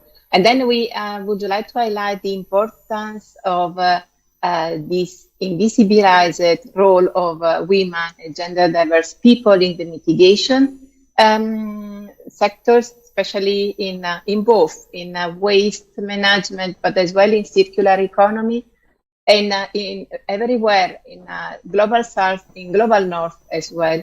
Most of whom are still heavily marginalized, subjected to exploitation with the life-threatening and the working condition not so protected. And we understand that they are really at the core of the CO2 emissions.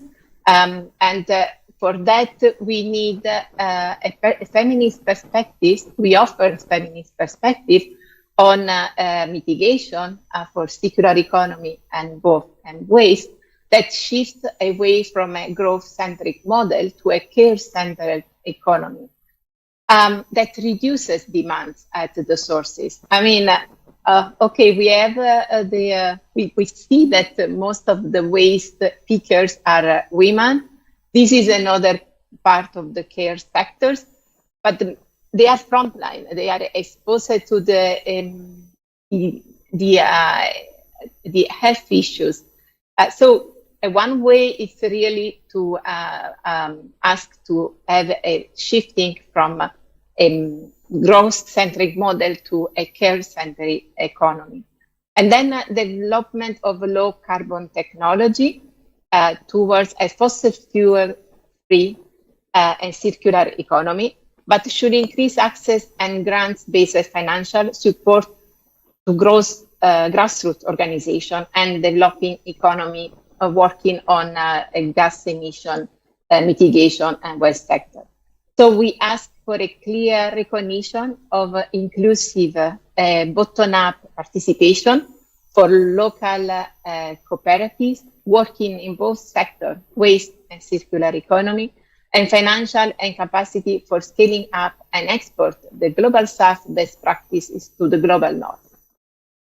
We would like to be vigilant on the false solutions, such as inefficient waste-to-energy projects that are a waste of energy. And as it is not only expensive and toxic, but needs more energy than it produces. And like our colleagues from Ango highlighted, we still don't know exactly where we will go with this technology. Integrating carbon capture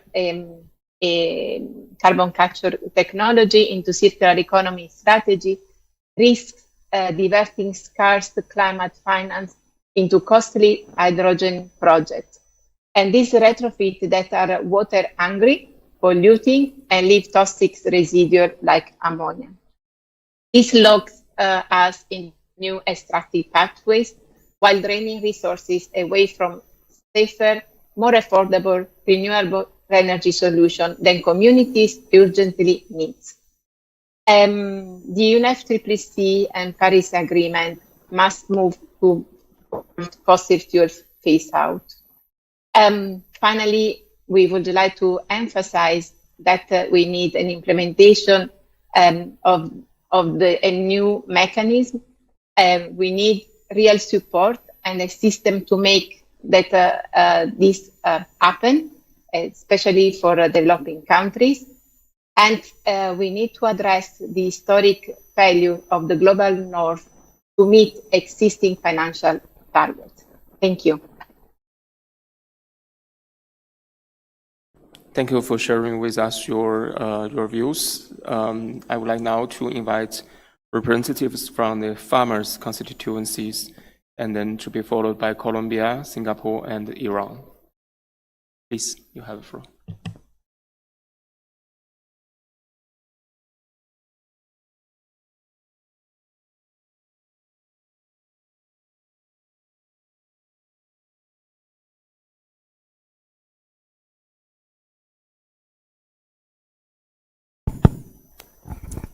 Thank you. And thank you, co-facilitator, for giving me the floor.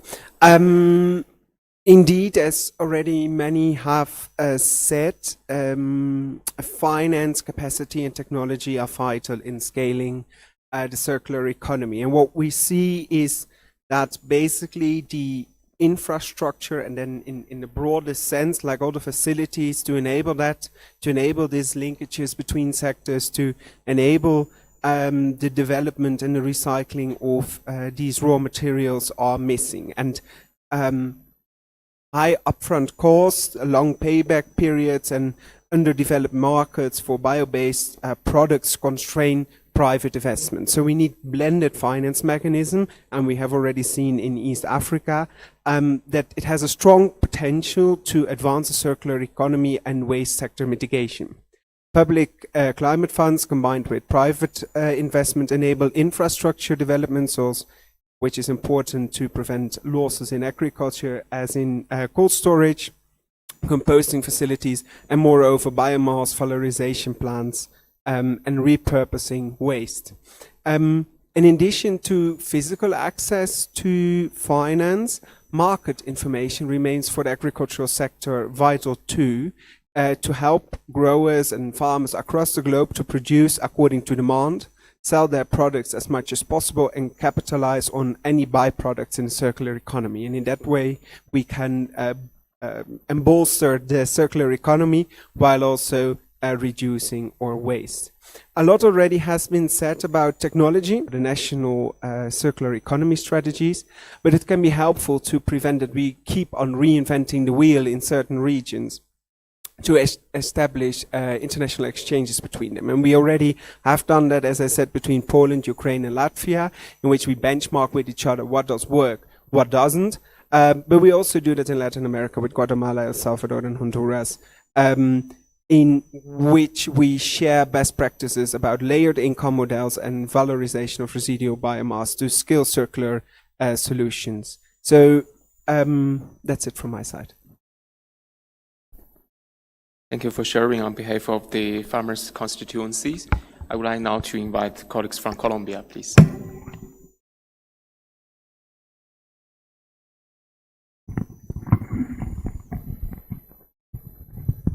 Thank you, Mr. Co-Chair.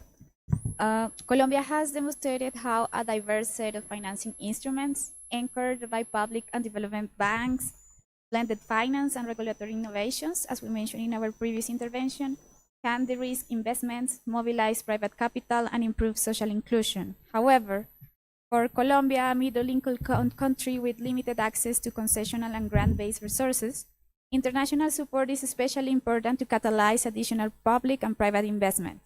Without such provision, many transformative projects face viability gaps that domestic sources alone cannot bridge. In Colombia, the waste sector represents a growing share of greenhouse gas emissions, accounting for 370 for Colombia, discouraging long-term investment in infrastructure-heavy sectors such as waste management.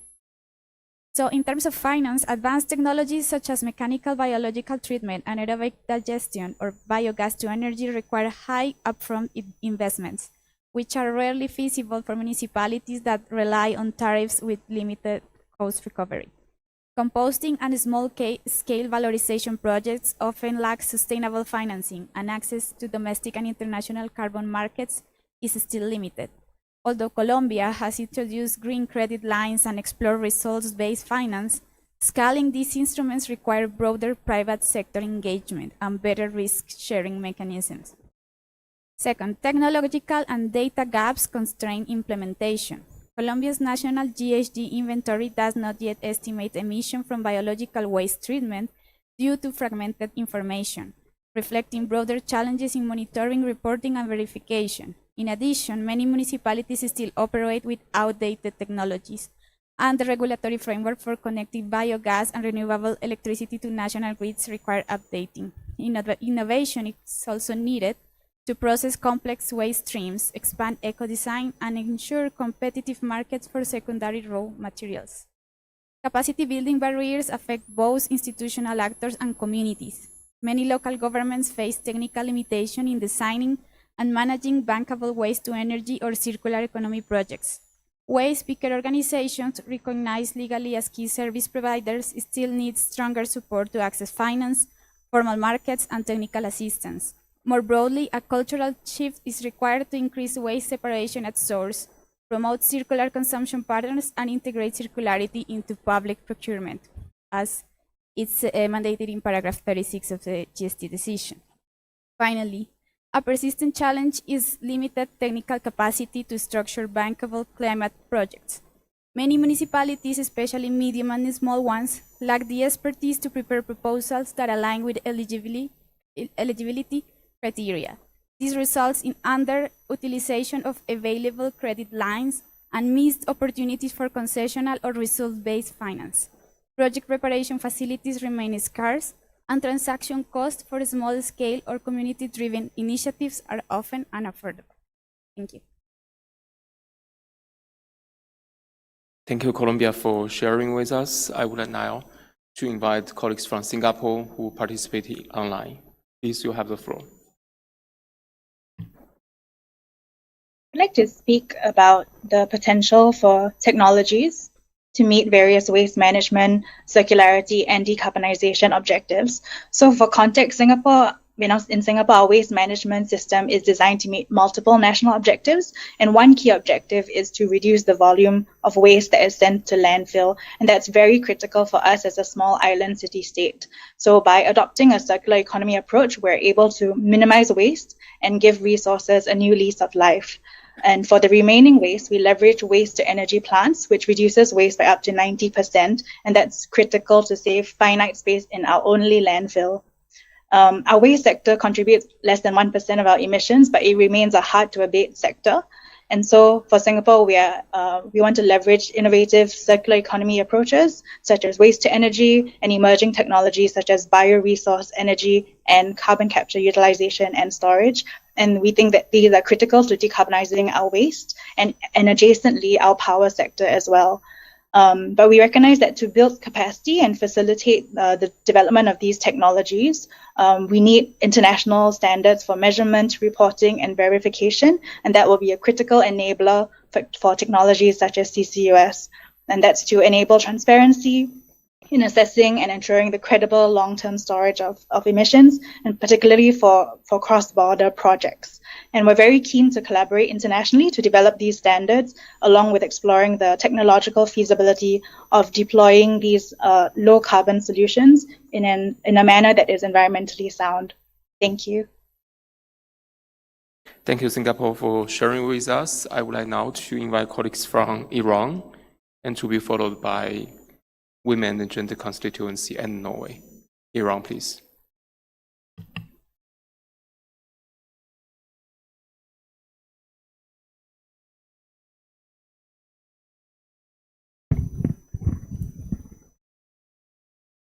Thank you.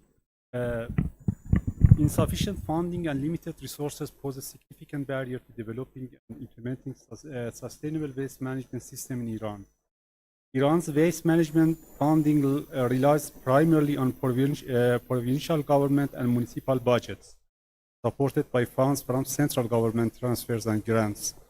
Other models, though not always fully implemented, include public-private partnership, potential revenue from carbon trading, user charge such as landfill fees, and leveraging the polluter pays principle through mechanisms like extended producer responsibilities or EPR. In this regard, international funding has been very limited due to imposing unilateral measures, which continues to undermine the ability of my country and some other developing countries for environmentally sound management of the waste and meet mitigation targets in a circular economy approach. Regarding challenges in waste management, development and adaptation of appropriate, up-to-date, accessible and affordable technologies, equipment, and technological assistance should be provided to developing countries. Otherwise, it would be very difficult for them to meet their climate obligations, including in waste management and mitigation. Thank you. Thank you, Yuran, for sharing with us your practice as well as the challenges you're facing. I would like now to give the floor again to the women's and gender constituencies. Please, you have the floor. Apologize, Chair, it was an old end. I don't have a new intervention. Thank you. So I would like now to invite colleagues from Norway.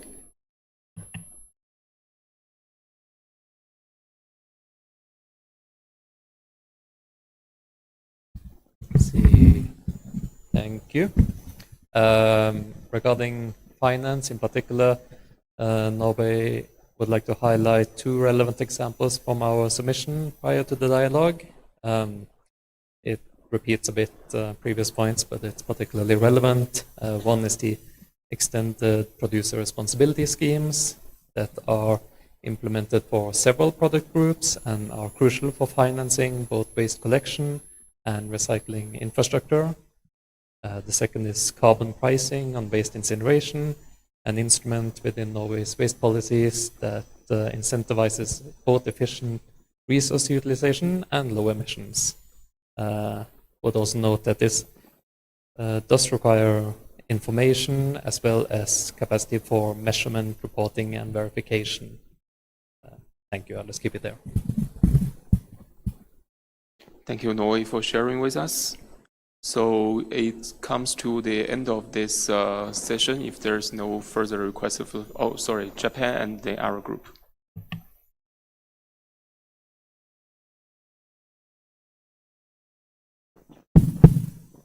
Thank you for giving me the floor. So let me to share one of approaches from the financial perspective. So in Japan, one of the effective approaches to mobilizing finance for circular economy initiatives has been through public-private risk-sharing mechanisms. In the field of metal and mineral recycling, a government-affiliated financial institution provides joint investment and equity participation schemes together with private companies. This mechanism helps share risks of metal and mineral recycling businesses between the government and private sector, thereby lowering the financial barriers for companies to enter recycling projects, which are often characterized by high market volatility and uncertain profitability.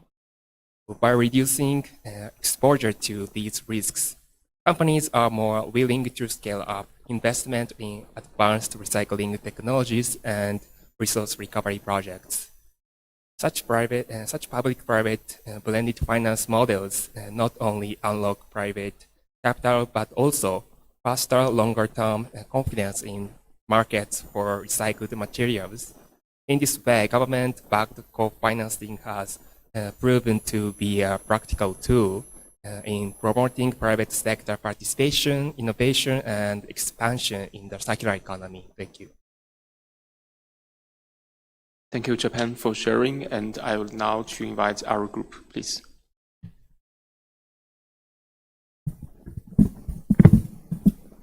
Thank you, co-chairs, for giving the Arab group the floor. Before I start, I just want to touch base on some of the concerns I heard about CCS. Just wanted to remind people that raise these concerns that according The IPCC, the carbon dioxide removal methods, and CCS are not only required but also unavoidable for reaching net zero CO2 and GHG emissions. And it is modeled the barriers and issues that developing countries face. It's mostly financial, technical, and institutional gaps. These limit their ability to implement advanced waste management and emission management measures. The Paris Agreement is clear. Developed country parties shall provide financial resources to assist developing country parties with respect to both mitigation and adaptation and continuation of their existing obligations. Without such a support, even the strongest national ambitions in the waste sector will remain constrained. Dedicated financial assistance combined with technology transfer and capacity building is indispensable for equipping developing countries with the tools and expertise necessary for a sustainable waste management. So, in a nutshell, strengthening these pillars, finance, technology, and capacity is not optional but essential.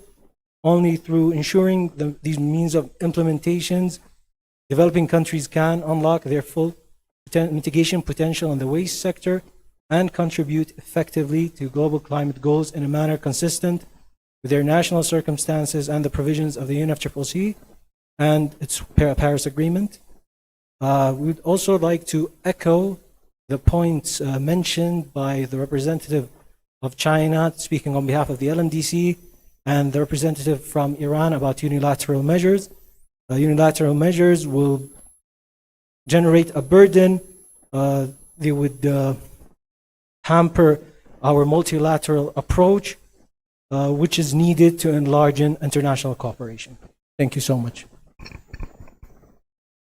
Thank you, our group. I think I see the flag of Sudan, please.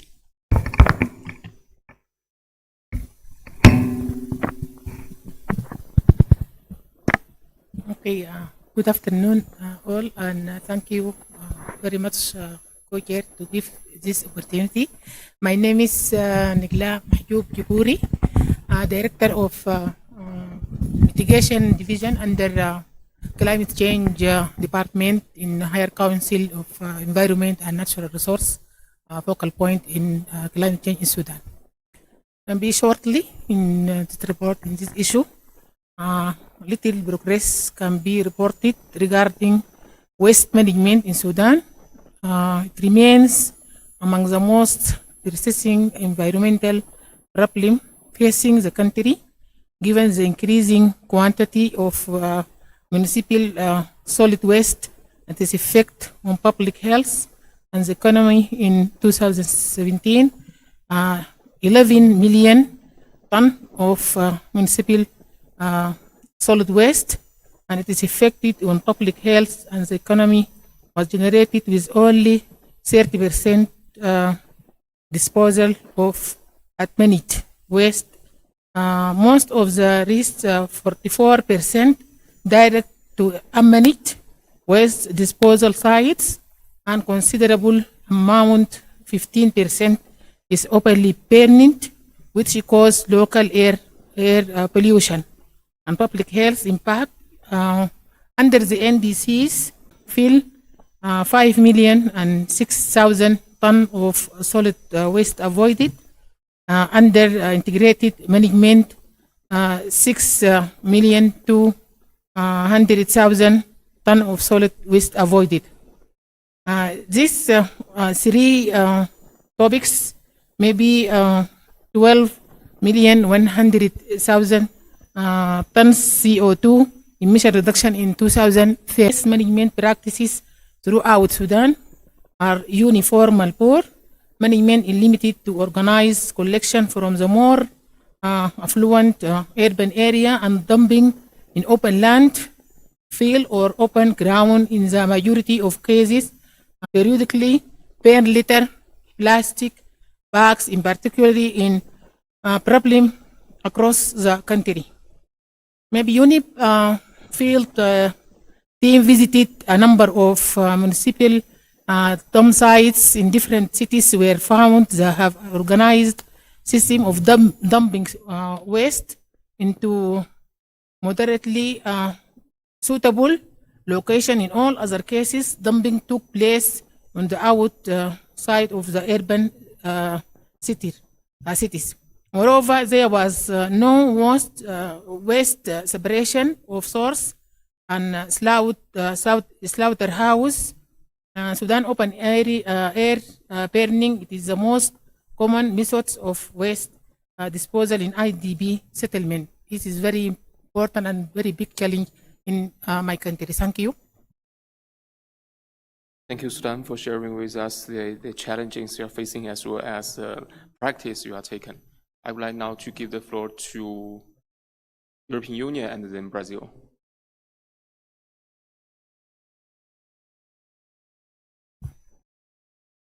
Thank you. Thank you, Gao. I wanted to quickly react to a couple of elements that were raised from the floor as you invited us to do. Regarding the references made in this room to so-called unilateral measures, the vast majority of response measures are domestic and nationally determined by nature, as the Paris Agreement actually says very clearly. So the framing of unilateral measures doesn't really make sense in our view. Climate policy, such as those aimed at addressing carbon leakage in emission-intensive industrial sectors, cannot be qualified as unilateral. Some financial mechanisms for waste sector reduction in Brazil. So I selected 5 mechanisms. First is a carbon-linked finance related to management of landfills, run by the World Bank and Caixa, which is a state-run public bank. It offers bank and social inclusion. A 4th example of mechanism is tax incentives for recycling and waste use, which consist in state-level tax reductions based on a tax reform that was approved last year for products using recycled materials and for companies buying directly from waste pickers and cooperatives and other grassroots organizations. And finally, the funding provided by national climate finance platforms, which consists in national funds and investment platforms that support broader climate waste projects, such as our National Fund on Climate Change and Brazil's Climate Investment Platform that was launched last year. Thank you. Thank you, Brazil, for sharing with us your very good practice. So I think that comes to the end of our discussion, and I think we have quite good time management.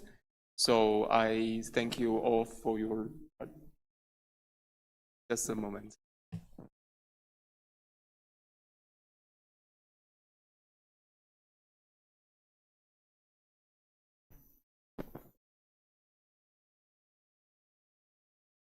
Thank you. We're still in line with our plan. So right now we are going to go back to meeting room 2 for the plenary to close the 6th global dialogue session. And then in the afternoon, we will go to the 6th investment focused event. So thank you very much for your very active engagement in this session. So let's meet each other in the meeting room 2. Thank you.